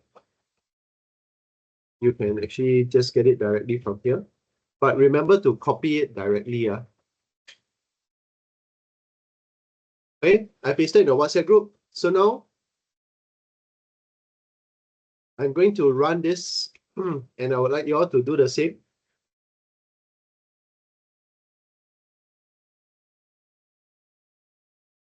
So now when we run this, we see something different. Okay, let me know when you all have run it, and I will explain this additional thing to you. But let me know if anyone's facing any problems. Okay, Charles, okay. Everybody else okay? Sorry. Yeah. Sandy here. Yeah. Mm. I click and then I did manage to close the right hand screen. And then I went to copy and paste. I can't save now. Okay, can you show your screen? I'm supposed to copy from one RMD. Okay, just give me a minute. I actually stopped the below. Let me just give me a minute. Never mind, you share your screen now, then I will guide you. Okay. Yeah, can show your Okay. cloud. Sorry. Okay, Here. can wait us. Okay, so shiny template. Okay. So right. This is which one? Is it the latest one that I just pasted? Wait, let me Yes. see. Okay, can. Okay. So then just click run app log. Yeah. Cannot run it. Uh, Just now I click can. here. Oh no, but I didn't save though. Oh, Don't need, but it's don't need. okay. Yeah, because you click run, then it will save auto. Yeah, basically that's it. Yeah. Okay, thanks. Yeah. Okay. Okay. Yeah. Thank you. All right, everybody. So as you can see, what we have here is something different. So just now, remember we had our Z-axis, which was like we can change color, right? So now we have another feature. So if you go to the code, right? You can see this. Instead of select, okay, so just now, right? Select input means that drop down now. Then slider input, right? Slider input simply means that you can select your values on a slider bar. All right. Now, what is alpha? Alpha simply means transparency. Like you want it to be very transparent, or you want it to be very opaque.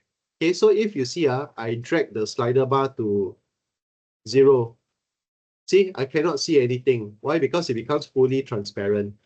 Then I drag it slightly up. You can see a bit blur, right? Now I want it to be very super opaque. Then I drag it all the way to 1. So that's basically what this function is for, right?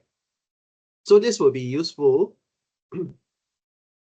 when, let's say, you want to you have got a line as well, and then you just want to make sure that your things are not too you want to give the end user the option to make it like less bright and so on. Then yeah, that's what it's for lah. Okay, so that's just what this one is for. Yeah, everyone, you can play around with it. The X and the Y is just the same. I just wanted to introduce this to you. Okay. Anna. Okay, so next I will like you all to go down to hold on, checkbox. Okay, so next, right, I'm going to show you another one. This is called a checkbox.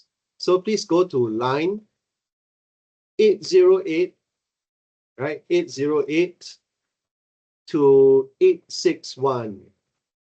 Okay, and then one more thing, there's this thing called deep layer and DT. Right, so you need to make sure that after you paste this, right, paste already, and save. Some of you may see something that says, please install whatever packages. So they ask you to install, please install. Okay. Right, so I'll paste this in the WhatsApp group as well. So those of you who want, you can take it from the WhatsApp group. Okay. All right, now after I run this, okay, some of you may have a button asking you to install. So please install. If not, it will not. If not, it will not show you. It will not allow you to run. So you need to install something. Okay, DT stands for data table. Deep layer is something that, just now in the beginning part, right? Some of you cannot run the percentage and the selection. So this actually is just to run everything in a table form. So sometimes, right, it's good to show things in a table form. Yeah. So what you can do is you can, for example, let's say data table. Yeah, you want to show some of these, then you can show you a data table lah. Basically, that's all there is lah. Yeah, I just want to show you the data table only. I didn't put the plot here, but I just want to show you how the data table appears. So you can don't show or you can show. All right, that's basically it.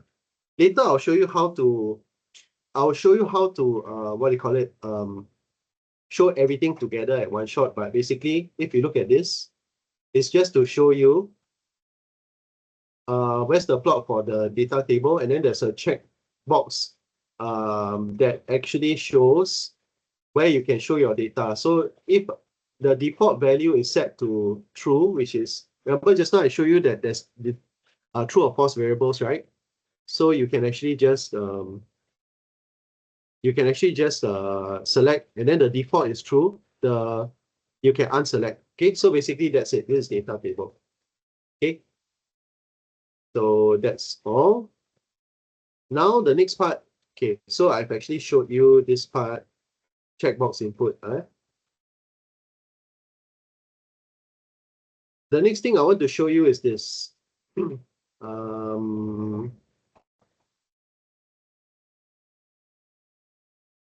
Render text. Okay, so the next thing I'm going to show you is this render text. So you can actually include a correlation value. So let's go to, let's see, render text.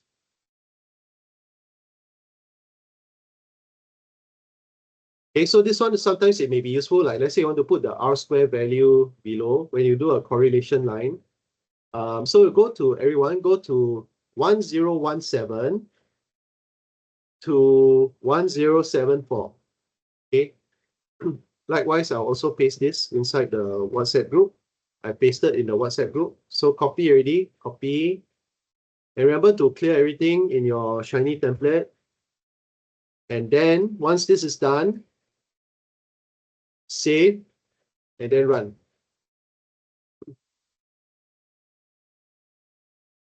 So as you can see, right, this one, it just shows you the value. So you can see right now, when I run the y-axis, right, audience score versus critic score. Okay, it tells me that the correlation, the value is 0.704. Remember that correlation, right? The closer the value towards 1 means that it's a perfect. 1 means it's a perfect correlation. So when do you get a perfect correlation? When you have two of the things exactly the same. See? Like this one is a straight line, then the correlation value is 1. When it's less than 1, when it's closer to 0 means that it's not so correlated. So let's say you look at this one. It shows that runtime and audience score, the correlation is 0.181, which means that there's very little relationship. There's very little relationship between how long the film is and how high the audience score is, right? Because it's pretty random. However, let's say if you look at IMDb rating, yeah. So however, if you look at IMDb rating and audience score, because IMDb is actually like everybody can go in and rate, right? So you expect there to be a close correlation between IMDb rating and the audience score. And yes, you can see the value is 0.865, which is quite high. So it's quite linear. Okay, so this is just to show you that you can actually add in like a correlation value, which is very important when you want to show relationship between certain variables. For example, among your group of clients, right? You want to show the relationship between change in eating habits and change in waist hip ratio, for example, things like that. Yeah. So it's important to show this as well. Okay. All right. the next thing I'm going to show you is this thing called, I'll just go straight to brushing. Okay, so I want to show you how to do brushing. What do we mean by brushing? Brushing simply means that you can highlight a certain group of values and then it can show on the table. So let me just go show you how. So yeah, we go a little bit faster because firstly you are getting a bit better and because we are running a little bit out of time. So I will go a little bit faster. But you just you can just copy and paste from the WhatsApp group as well, right? Sorry, so this what is line? Sorry, what line okay. is this? So the line is from 1134 to 1189. 1134 to 1189. But I've also pasted in the WhatsApp group. Okay, 1134 to 1189. Okay. Okay, so this one, right? What I'm going to do is I'm going to show you how you can select specific values and it will appear on the table, right? So you see this, right? I'm running this same graph now, okay? Audience score versus critic score. But I want to see what is the specific value. Let's say I want to know what is this value here. So I just highlight this and then it comes out here. Can you see? Yeah, so I know that this value here is Rambling Rose with the audience score of 51, critic score of 100. Then let's say I want to know what is this one with a very super low audience and critic score. I highlight this one, disaster movie. Yeah. So yeah, disaster movie was quite a horrible movie. So you can see the audience score was very low, critic score was very low, right? Then you want to see, let's say, runtime, or wait, sorry. Runtime and audience score. Okay, so let's say, right, I have my runtime over here. Then you see this movie here is like damn long. Any guesses what it is? Whatever this is, I never heard this. Yeah, but you can see it's like a super long movie. And then Godfather also very long. But you can see, right, Godfather is very long, but the audience score is the highest amongst all. Yeah. Then you also have some that is like very short, but the audience score is quite high. So for example, this one, this is only like a short film. Yeah, this is probably a documentary. Yeah, so this actually helps you to, you can highlight certain values. So this is what we call the brushing function. It's very useful. Then you want to see a whole group. Let's say you want to see this whole group here. You brush here, then it lists down everything that's within this view, within over here. So you can see like this one, Lord of the Flies, it lies here in the mid-range. Yeah. Then you want to see all these in the high range. Then you also can select over here. Okay. Titanic is here. I don't know which one. Titanic, is it this one? Postman. Okay, so you can see that Titanic is here. Titanic has a reasonably high audience score. But the length is also quite long. It's about almost 3 hours. In 3 hours plus, 3 hours. Yeah. Okay, so everyone, this is another feature of brushing. Okay, you need to include all of these features, which later on I'll show you one super version that has got all these features. Yeah. Okay, so the next thing after brushing, I want to show you hovering. It's kind of similar, just that, just now brushing, right? I highlight and then it stays there. Hovering, right, is a little bit different. You hover the mouse over it and it will show you the value. So let me just copy this. It's from 1203 to 1256. Okay, I'm going to paste this in the WhatsApp group. Okay, all right, everyone. 1203 to 1256. This is hovering. So hovering is different from brushing. Hovering, you don't need to, you don't select, you just put the mouse over it. I'll demonstrate in a second.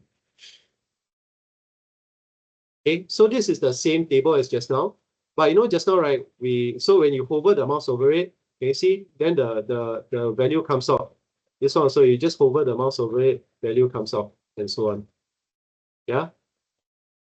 Got it? So this is hovering. It's slightly different from brushing. You can't select a whole an entire one, but this is good if you, let's say you want to very quickly go and just look through some of the values to see what they are. Yeah. Okay, everybody. So far, okay. It's quite fun, no? To have the power to do all these things. So I hope you all will enjoy it.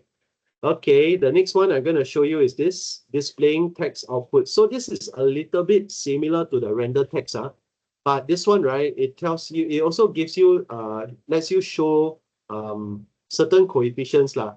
This one is like if you want to submit okay, this one a little bit more for, let's say you want to submit a report, and you want to show all the values of how you calculate your coefficients and things like that, right? Then yes, you can show that. So what I mean is this, I show you. So this is from okay, this is from line number 1270 to 1338. Okay, 1270 to 1338. So wait, let me paste in the WhatsApp group as well, okay? So you can follow. Okay, so this one, right? If you look below, right? If you look below, can you see? It tells you all the this is linear regression. So it tells you the residuals for linear regression. It tells you the root mean square value, things like that. So this is actually good if you want to do a scientific reporting. Yeah. So let's say you want to do your correlation line, right?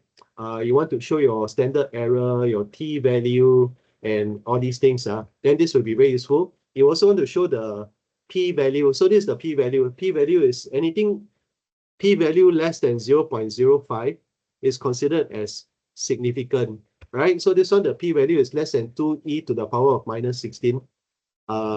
That means that it's super well correlated. Yeah, that means that your null hypothesis is rejected, and therefore there's a strong correlation between audience score and critic score. Yeah, so this is more for very statistical reporting. Okay, so basically, right, everything that I'm going through here is exactly inside my notes, right? So you can actually go and review this later on. There's one more. This one is the download data. This one quite self-explanatory. I don't want to spend too much time on this. What I want to do is this. I want to now get you guys to work on this, which is the combining everything together, right? Which is line 121425. So this one has everything together. I'm going to use this to summarize everything that we have learned so far. Okay, the is from, okay, so this one everybody try 1425 to 1530. Okay, got it? 1425 to 1530. Okay, I would like everybody to try this. Because this one is like this is going to be your template that you're gonna use for your assignment already. Okay, everybody, please try to generate this together.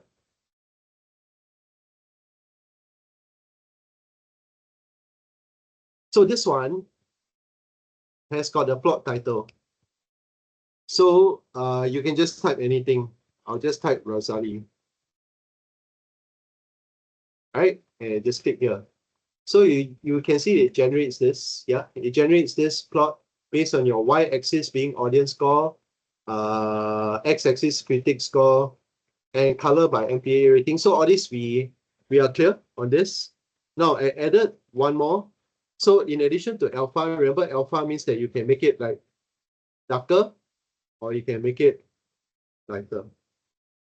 There's one more I added here. This is the size. So you can make it bigger. See, you can make bigger.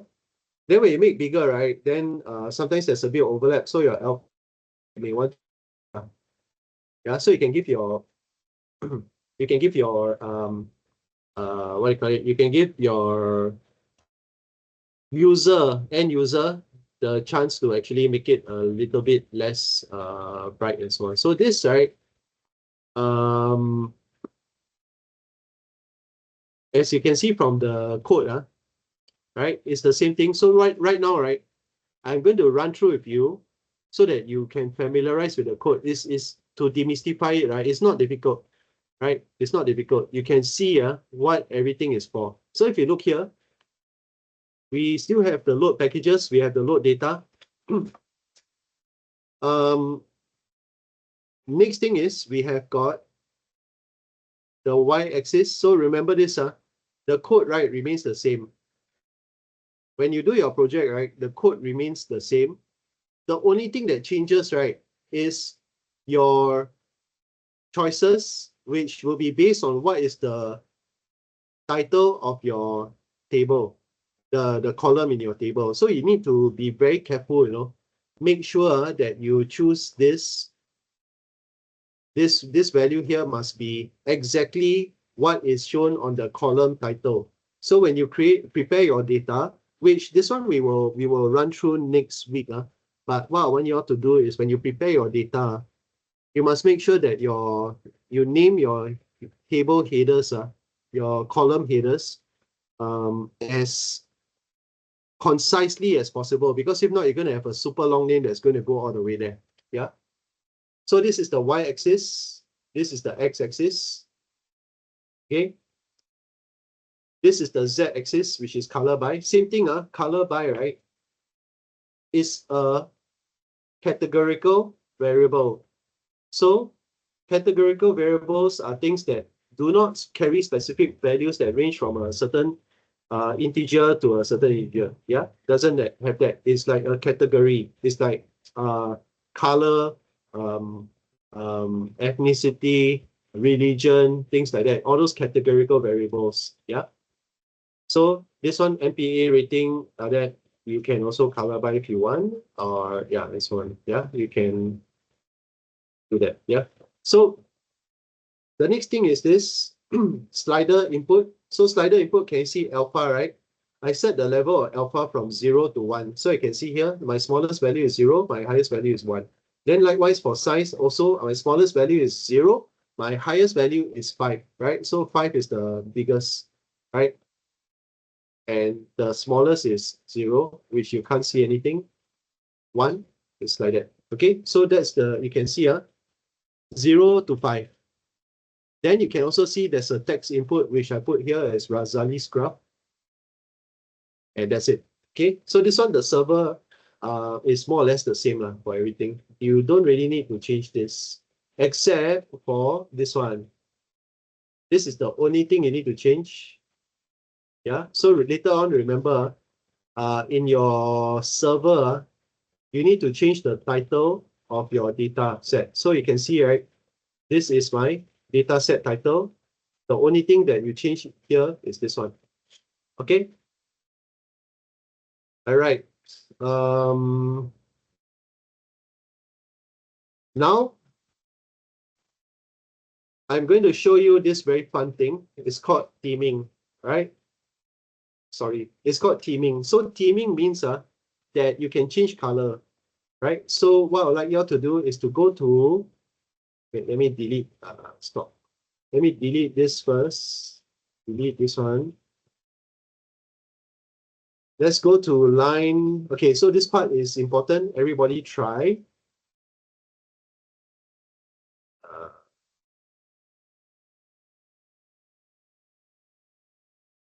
Sorry, applying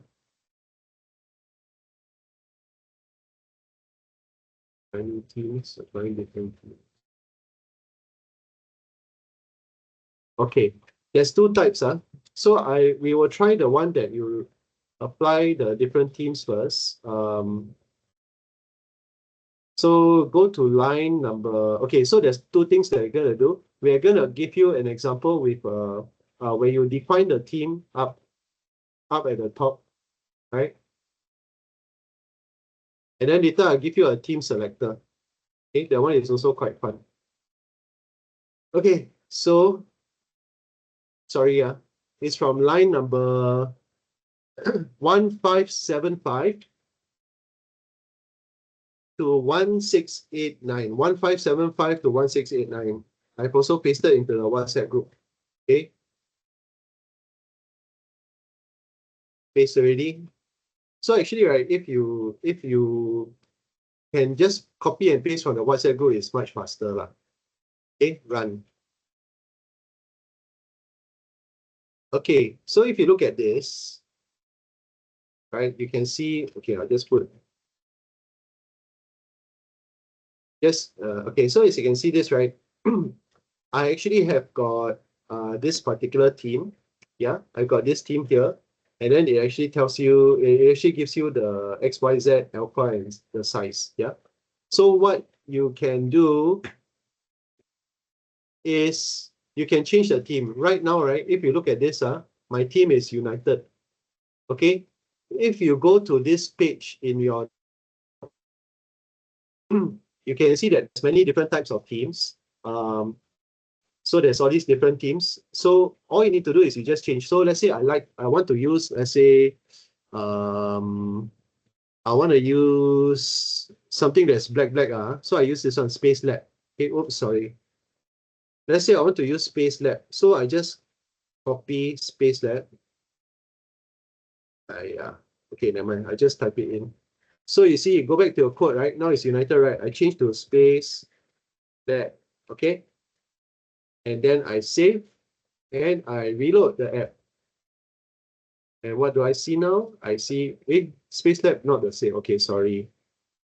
Space Lab is still white color, the one. I want some black color one. Black color is Cyborg. Darkly, okay. Let's try Darkly. DARKLY. Okay. Let's run this. There you go. Right. So you can see you can choose the color of the theme, right? So now this is one way of choosing. And then of course the rest I've already explained to you is like you can just change accordingly. Right? So this is one example where you define the theme, right? You define the theme. But there's another example which is below where you can actually give your user, your end user, you can give your end user this thing known as a theme selector. So I'm going to now show you this as an example. Okay, you go to line number 1709 to 1824. Okay, I paste in the WhatsApp group as well. Okay, so I would like everybody to try this and run it yourself. Okay, run it. Okay, everybody, you just try this. Wait for you to run it. You will see something here. Remember to name your plot title, otherwise it won't come out. So I always name it Razali in honor of Mr. Razali. Okay. Everybody try this, please. Please run this, and then let me know once you manage to run this. Anybody facing any problems, please raise your hand. Let me know. But I would like everybody to try this together. And any problems? Are you guys still there? Everyone still there? Yes, okay, okay. Lucky I see Charles still thumbs up. Anybody else? Everybody okay? Okay, so once you've gotten to this, right, can you see that there's this thing that you can move around? It's called a theme selector. So now it's a default theme. Okay, you can choose from a whole range over here. So let's say I choose journal, then it becomes like orange. Let's say I choose Space Lab, becomes this. I choose paper, and then I choose Darkly, it goes back to the black one, and so on and so forth. Yeah, Cyborg is also dark. Cosmo, yeah. So you got different themes lah. Cerulean is like that. Yeah, so you go and play around. Then superhero is like that. I don't know why they name their teams this way, but yeah. I mean, Sorry. Yeah, yes. Yeah, I have a question. So this theme is just for aesthetic, is it?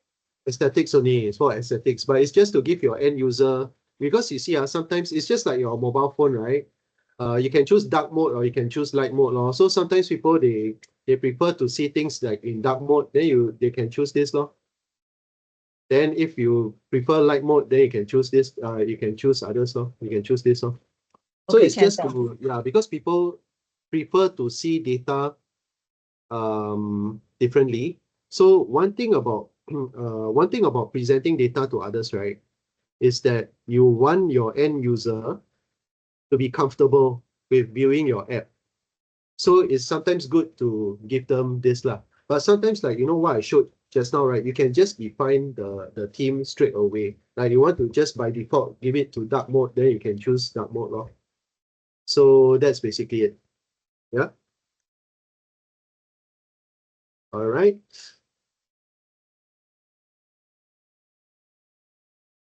Okay. So I'll let you guys play around with this for a short while, and then after this, right, I want to go back to what you need to do for your assignment and what you need to do in preparation for next week lah. Okay.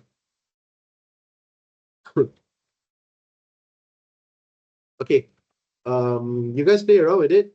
I will now open up this thing called GitHub. So I'd like you all to also go to GitHub because I need to show you guys how to save your data set. All right.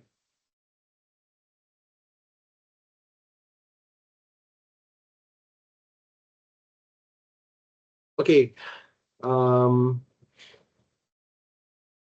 You guys play around with the thing for another 2 minutes.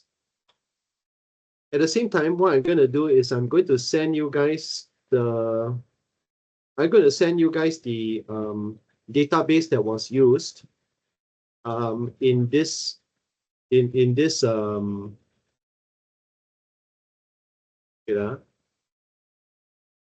movies, right? Yeah, I'm going to send this over to you so that you can all load in your own GitHub, right? Okay. So now I'm going to show you guys how to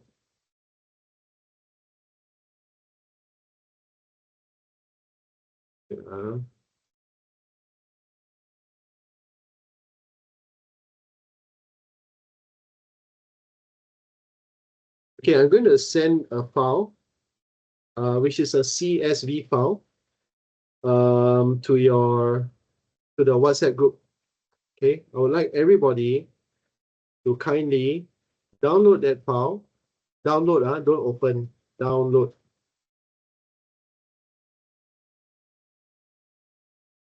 Okay, this is the source file that I used, but I would like everybody to use your own GitHub account to load this file. All right.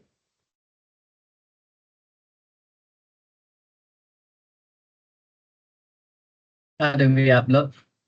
Okay, so now, first, is everybody able to go to your GitHub? Yeah. So go to github.com, everybody. So you all need to sign up. You all need to sign up for an account. Okay. So what you can do is this. I believe you may not have repositories yet, so you can create a new repository. Okay, so you can create a new repository. Maybe I'll call this repository S3729C intake. Your intake 7, right? 6 or 7? 6, 6. Can't remember, sorry. So files for S3729C intake 6, right? So what you can do is you can just create a new repository. Okay, everyone on this page, I will show again later, but For now, those of Yeah. you who are here, you just remember, just name your repository and keep it public. Then you click on create repository. Okay. Once you have your repository here, okay, then all you need to do is you can you see that there's this button here that says upload an existing file. So you just can see it. Okay, maybe I'll just Yeah. stop for a while because I'm not sure whether Can, everyone's can. can. The rest cannot. The first thing, first step, go to GitHub, then click create new repository. Then the next thing is you see this uploading an existing file. Click on this. Then you know just now the file that I gave you, right? Just now the file that I gave you, it should be somewhere in your downloads if you have downloaded it. Yeah, movies. The file is called movies. So you upload the file. Just let it upload. Don't need to do anything. You just upload already. Then you just click commit changes. Okay. And you will see your file here, right? See under the repositories. So now, right, if I go back to my home page, right, I go back to my home page. I go to repositories. I will see the new repository that I created. I click on it. I will see the file. There's only one file that I uploaded, right? So everyone, you all try this because I would like you all to each create your own repository. And I give you this as a for you to test. Sorry, Yeah. can you repeat the past couple of steps? I've Okay, uploaded sure. the file, then where do I go? Okay, so you have uploaded the file under repositories, right? So you can go back to your home page, and then you can go to repositories, and then you go Okay. to the repository that you uploaded your file, which I believe is the only one, if you okay, then you will see your file here. Got it? Yeah. How See your file. come? No, I don't see. By right, I see a one there, but oh, then I click Can you S. Oh, sorry. share your Okay. screen? Can you share your No, screen? it's okay. It's okay. It's okay. Hmm? I got it. I got Okay. it. Thanks. Okay, awesome. Yeah. Okay, so next, right, I would like you to do the following. I would like you to click on the file. Okay, see, you click the file, click. Once you click the file, right, it will bring you to this view that shows you in a tabular form. It shows you in table form. What are all the fields? You can see this, right? Can you see? Yeah. Then can you see the table, the table, right? The header. These are basically those things that we used just now. Remember just now we used, like, for example, all these, see, IMDb rating.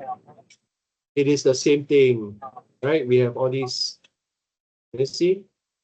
So that, right, is your table, your header for your tables. So you need to, when you create your own files, you must be very clear, right? You must be very clear on how to name your headers and make sure that it's not too long. And also make sure that you don't have duplicate same header titles. Make sure like this title is not the same as this title. Okay. Now the next thing is you can see that in this data set, right? I've got a range of different types of variables. I've got continuous, I've got categorical variables. Can see, right? So this is continuous because it takes on the form of a number, right? They can range from, like, let's say 1 to 12. This one can take on a value of 0 to 100 and so on. So this is a continuous variable. Oh yeah, that reminds me, sorry, I haven't paid money to the last winners of the Kahoot. Okay, sorry. But anyway, let's have another what do you call it? Game. Okay. The first person to tell me whether it's continuous or categorical will get a small prize. Okay, which I'll send to you. Okay. So I'm gonna tell you the column. Then you tell me, is it continuous or categorical? Okay, ready? Then the first person raise your hand. Then you get to answer. Okay, raise hand. Okay, get ready? Because it's important for you to know the difference. So that's why I'm going to choose. Ready, and this one. Okay, resend. Come. Okay, Charles, what is it? Charles first. Charles, this one. What is it? Say. Say there. You never say. Continuous. Very good. Continuous. Why? Because it takes on a value of Per number. 0 to 0 to 0 100. 1 million. this one will be a lot more, I guess. Yeah. Okay. Well done, Charles. You have a prize. Wait, let me Thank you. write down. Wait. Later I send to you. Okay. Wait. I must take note. Yeah. By the way, sorry. Those it's not I pang say you. Those the last round of Kahoot winners. I haven't given you money yet. Okay, Charles is the first winner. Okay, next one. Okay, so Charles, having answered the first one, you cannot answer already. Eugene, still leave your hand up. Eugene, come, put the hand down. Later, you put our hand again. Okay, ready? And this one. Sorry. This one is what? Okay, raise hand, quick. Eugene first. Okay, what is this, Eugene? Categorical. Why? Yeah, categorical, because this is the movie studio, so it can take the form of you can have many to one relationship. Yeah, so Columbia Pictures can have multiple. Yeah, can. Congratulations, Eugene, you're the second winner. Okay, let's have one more. Just now I saw Christina raise hand, but sorry, you're too late. Eugene is first. Okay, wait, let me take down Eugene's name. Eugene. Okay, next one. Okay, wait. Hold on. Okay, next one. And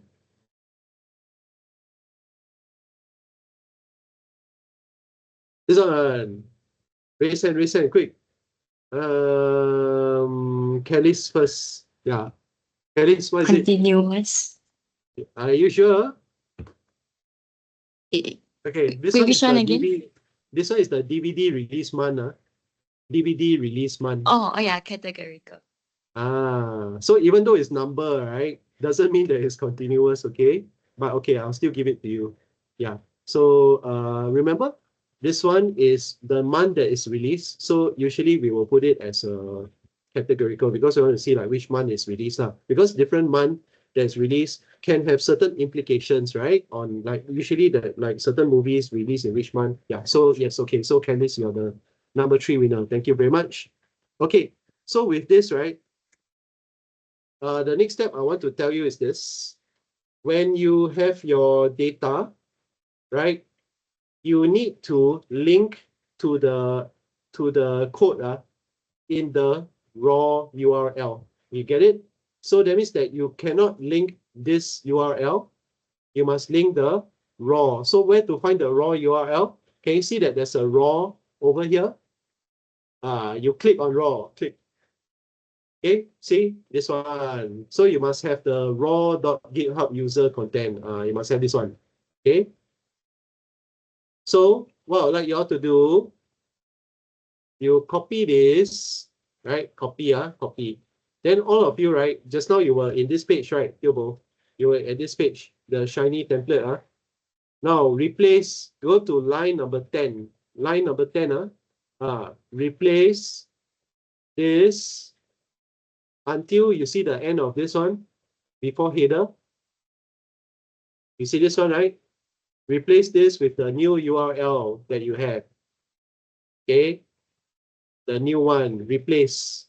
Then now it's reading from account. See, now when I reload the app, okay, it should read from the new one. Okay. Okay, so now it's reading from the new one. Okay, so it gives me the same data, but now the difference is that I changed this. So I want all of you to also change this code to your own GitHub account so that you can practice how you're going to link your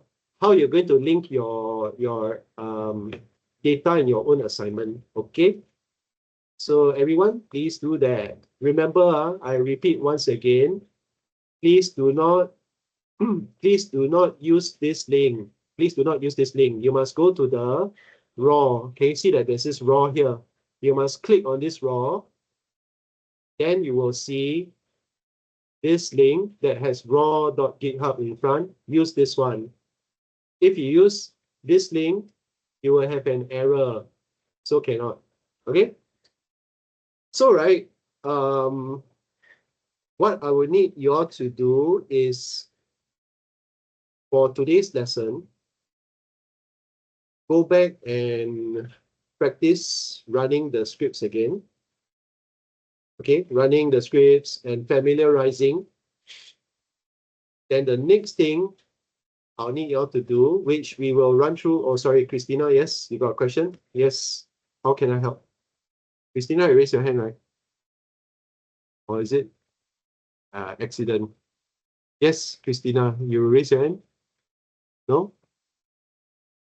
No. Accident. Oh, okay. Okay, so what I need you all to do, we are wrapping up the lesson. What I need you all to do is this. Go back to this lecture notes that are given to you. It's in this link, right? Yeah, this thing. All the way from here, familiarize with what you need to do for your assignment, right? So once again, what you need to do for your assignment, you need to create your own R Shiny web application, which is similar to what we've done over here, but this one was given the example with the movies database, right? So what I need you all to do is you need to do this with your own data set, which I will show you in a short while, how you can actually get your own data set. Or you can go and find something that interests you from Kaggle, which I'll show you in a short while. Okay, so you need to create with all these different features, but with your own data set. All right. Now, if you want to score points, okay, so firstly, right, the basic requirement for you to pass, right, is you have this one, change to your own data set. Then all of these, right, all of these here, you need to link to your own data headers. Okay, so that one you need to figure out how to do, right? But it's very simple. Just make sure that you have a consistent heading. Whatever you see over here must be exactly what is in your data set. See, for example, let's say IMDb rating. Okay, IMDb rating is over here. Can you see I got underscore and then it's all small? So over here, it must be exactly the same. You cannot put capital I, you cannot not have underscore. It must be exactly the same. If not, the app will not be able to read directly. Okay. Then what you see on the left-hand side, right? This is how you want it to appear. See, this is how you want it to appear in the drop-down. Can you see? So the left-hand side is how you want it to appear, but the right side is how it appears in your data table, right? How it appears here in your data table. Got it? So you need to go and, you need to go back and find your own data source, and then you need to see how to code it like this. So remember, after the last one, there's no comma. So what you can do is you can add your those variables, but remember the last one, there's no comma. So don't change everything else. You just change this part. But remember, in between each one got comma. Okay? Likewise for your z-axis, z-axis also the same thing. Last one got no comma. So you go and use this as your reference code. Then you don't change anything up here, down here. But you can change like your default value and all this stuff, but later. Okay? Yeah. Sorry, I have a question. Yeah. Is it possible to name your left and right to be the same? Meaning what you want to appear on the graph to be similar to the table, can, right? Then I mean it's easier. Yeah, thanks. Of course, but when is this requirement? So typically, right, sometimes in your table, right, because you don't want your column to be so long, so you look at this one, IMDb num underscore votes. Because if I type out the whole word number of votes, then it's going to be a very long column. So that's why in my table, I don't want it to be so long. However, I want the end user to see the full title. So that's why I see this as IMDb number of votes. I type out this in full. You get what I mean? So sometimes, right, because you got a lot of data, then the data, usually your columns, you try to keep it as, you don't want the names to be too long. But when you want to name in your app, right, you want the end user to be able to read and understand what it is. Imagine if you put this as your if you put this as your title that the user sees, then they will find it not very professional lah, because you put num votes, they don't understand what this means. You get what I Okay, mean, got Sandy? it. Yeah, Yeah, got so it. it's more to help the end user, yeah, can. But I mean, I leave it to you. But remember to think from the standpoint of how you want your end user to be able to use this app as easily as possible. And also they want to have a good experience while using it, okay? So that's why I say you can put all these like sliders and things like that lah. Okay. Sorry, So I have one more yeah, question. yeah, How sure. do you put how do you like let people know what is MPAA? Is there a footnote that you can put somewhere? Or Yeah, you you assume can. people So will know? yeah, okay. So this one, right, because this is for movie, right? So everyone would know what is MPA. However, right, remember just now I showed you that there's this render text. You can put text inside. So you can actually put in a subtext to tell people what it is. That means you can put a legend. You can put a legend inside. Remember just now we showed like all the correlation, all these things. So you can go back to my notes and you can see how to include that. Okay. I mean, but Okay. of course, it depends on what data set you're using. So if you are using data set that's like very healthcare related, then yes, sometimes it may be good for you to include a legend so that the layman will understand what is everything about. Okay. So yeah, you can take a look at this one and you change this just for practice first. But for your end outcome, right? Remember just now I said like to pass, to pass, right? You need to have all these items and it's linked to your data. To get a better grade, to get like an A and all that, right? Then you need to add additional features that I purposely didn't want to include here for you. Remember just now, right? I included an example from one of my former students, right, last semester. Then inside his app, right, he got a lot of other additional things that is on top, over and above what we have here. Those things, right, are actually in my notes, but I don't want to tell you how to include it. So you go and do it, then you do that, then you can get A. You get what I mean? So the bare minimum to pass is to do exactly like this. Then you just change this values only. That's the bare minimum to pass.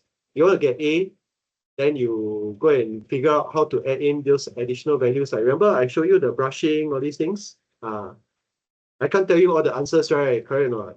So you go and figure out what you want to add on. Then you will, then you will get a better. That's how to get a better score.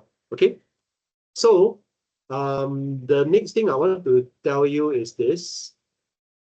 For your data, you can either use data that is in your own company's data. For example, like the example I showed you, right? That was from the student's own company because he actually is working for this company that does like health screening for people. So yes, you can use that if you want. Even better, right? Because what I want you all to do, right, is to take this back to your like your practice in your workplace, right? How can you use this to improve the processes in your workplace? So this is one example. You can actually have a dashboard where you can show like the progress of your clients during training and things like that. Or you can, if you don't really have any of those data, then you can actually go to some of the you can go to Kaggle. So I show you another one, Kaggle. I shared this link inside the WhatsApp group, Kaggle. You can go here and you can search for data sets. So for example, I want to search for colon cancer. right? Then I can see all these. So you can go for data sets, right? Things like this multi-cancer data set. Then you can just go in and download. All right. So this one, right? Next week, what I would like to do is that I will have the 4 groups, right? The 4 teams. Next week we will have scheduled timing for the different teams to meet. Then what I would like you all to do is in your teams then you can actually share what some of the data set that I can run through with you on whether it is appropriate to use and so on. So but we will do this in group level. So next week we will do 4 groups, 45 minutes each. So the Sandy, your group smallest, right? So you get more time. Happy. Good. Okay. So next week we will do this. So when you go and explore the different data sets, or you go back to your workplace, then you see, whether there's any data that you want to use. That will be something useful. Okay. So now moving on to the assignment requirements. That's the first part. You need to create the app. Then the second part is just write a user guide. This one very simple. Just write a user guide with screenshots to show what is the data you use, and also like how your app can be used by end users and so on. That's all. So it's 10 marks on it. Not difficult, right? Everyone, do you think it's manageable? Manageable or not? Very simple. Just change the data only. And then you got 2 more weeks of consultation with me to run through this. It's quite easy. The next thing is then after that, then you need to publish your app. But don't worry, this one I will run through with you next 2 weeks. Okay, so don't worry about this first. Right, you all run this in your RStudio Cloud, and then these are some references for you. If you like this guy, Hadley Wickham, he's the founder of RStudio. So I actually had him on a podcast before. If you want, I can share the podcast with you. So I actually had him on the podcast several times. We talk about data science and all. So you can read this book. This book is damn good, right? Mastering Shiny. And then this book is on how you create very nice plots. So the entire free book is here if you're interested. Next, right? So what I mentioned just now about Kaggle, you can actually see it here in the lecture notes. You can go Kaggle to find your data sets, and remember your GitHub. This is how you actually upload. Okay, that's basically it for today. In the last couple of minutes, next week, right?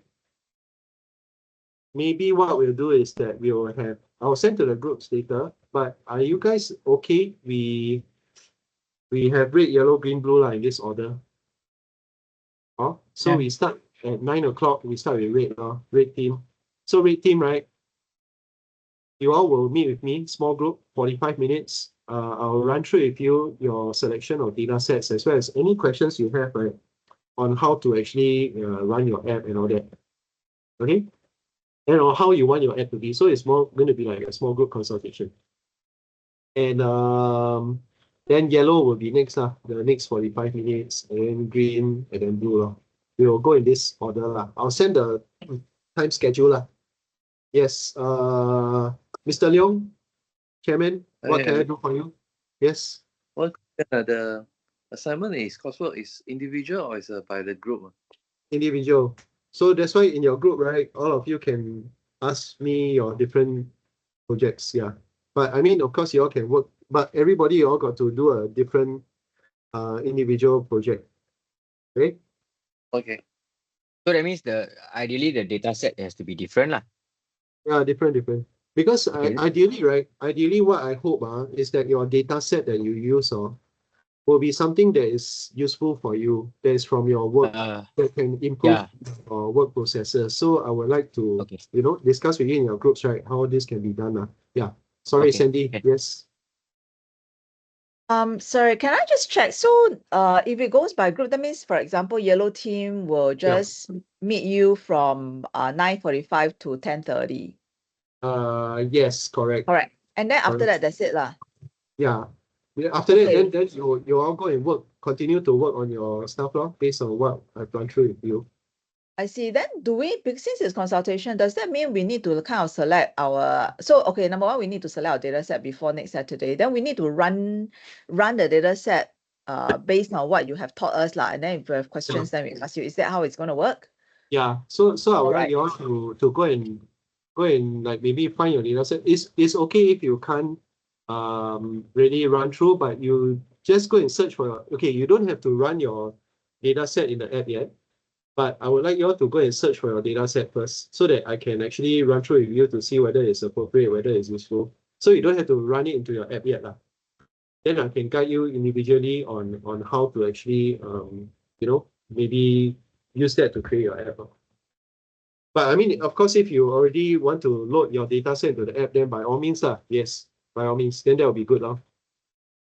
Thank you. Yeah, can. All right then. So I guess that's it for today. So if you have any further questions, feel free to ask me in the WhatsApp group. And if you also have any, if you need to view the recording, it should be available in the chat for this after I end the meeting within about 1 hour or so. Okay? Okay? Yes, Eugene?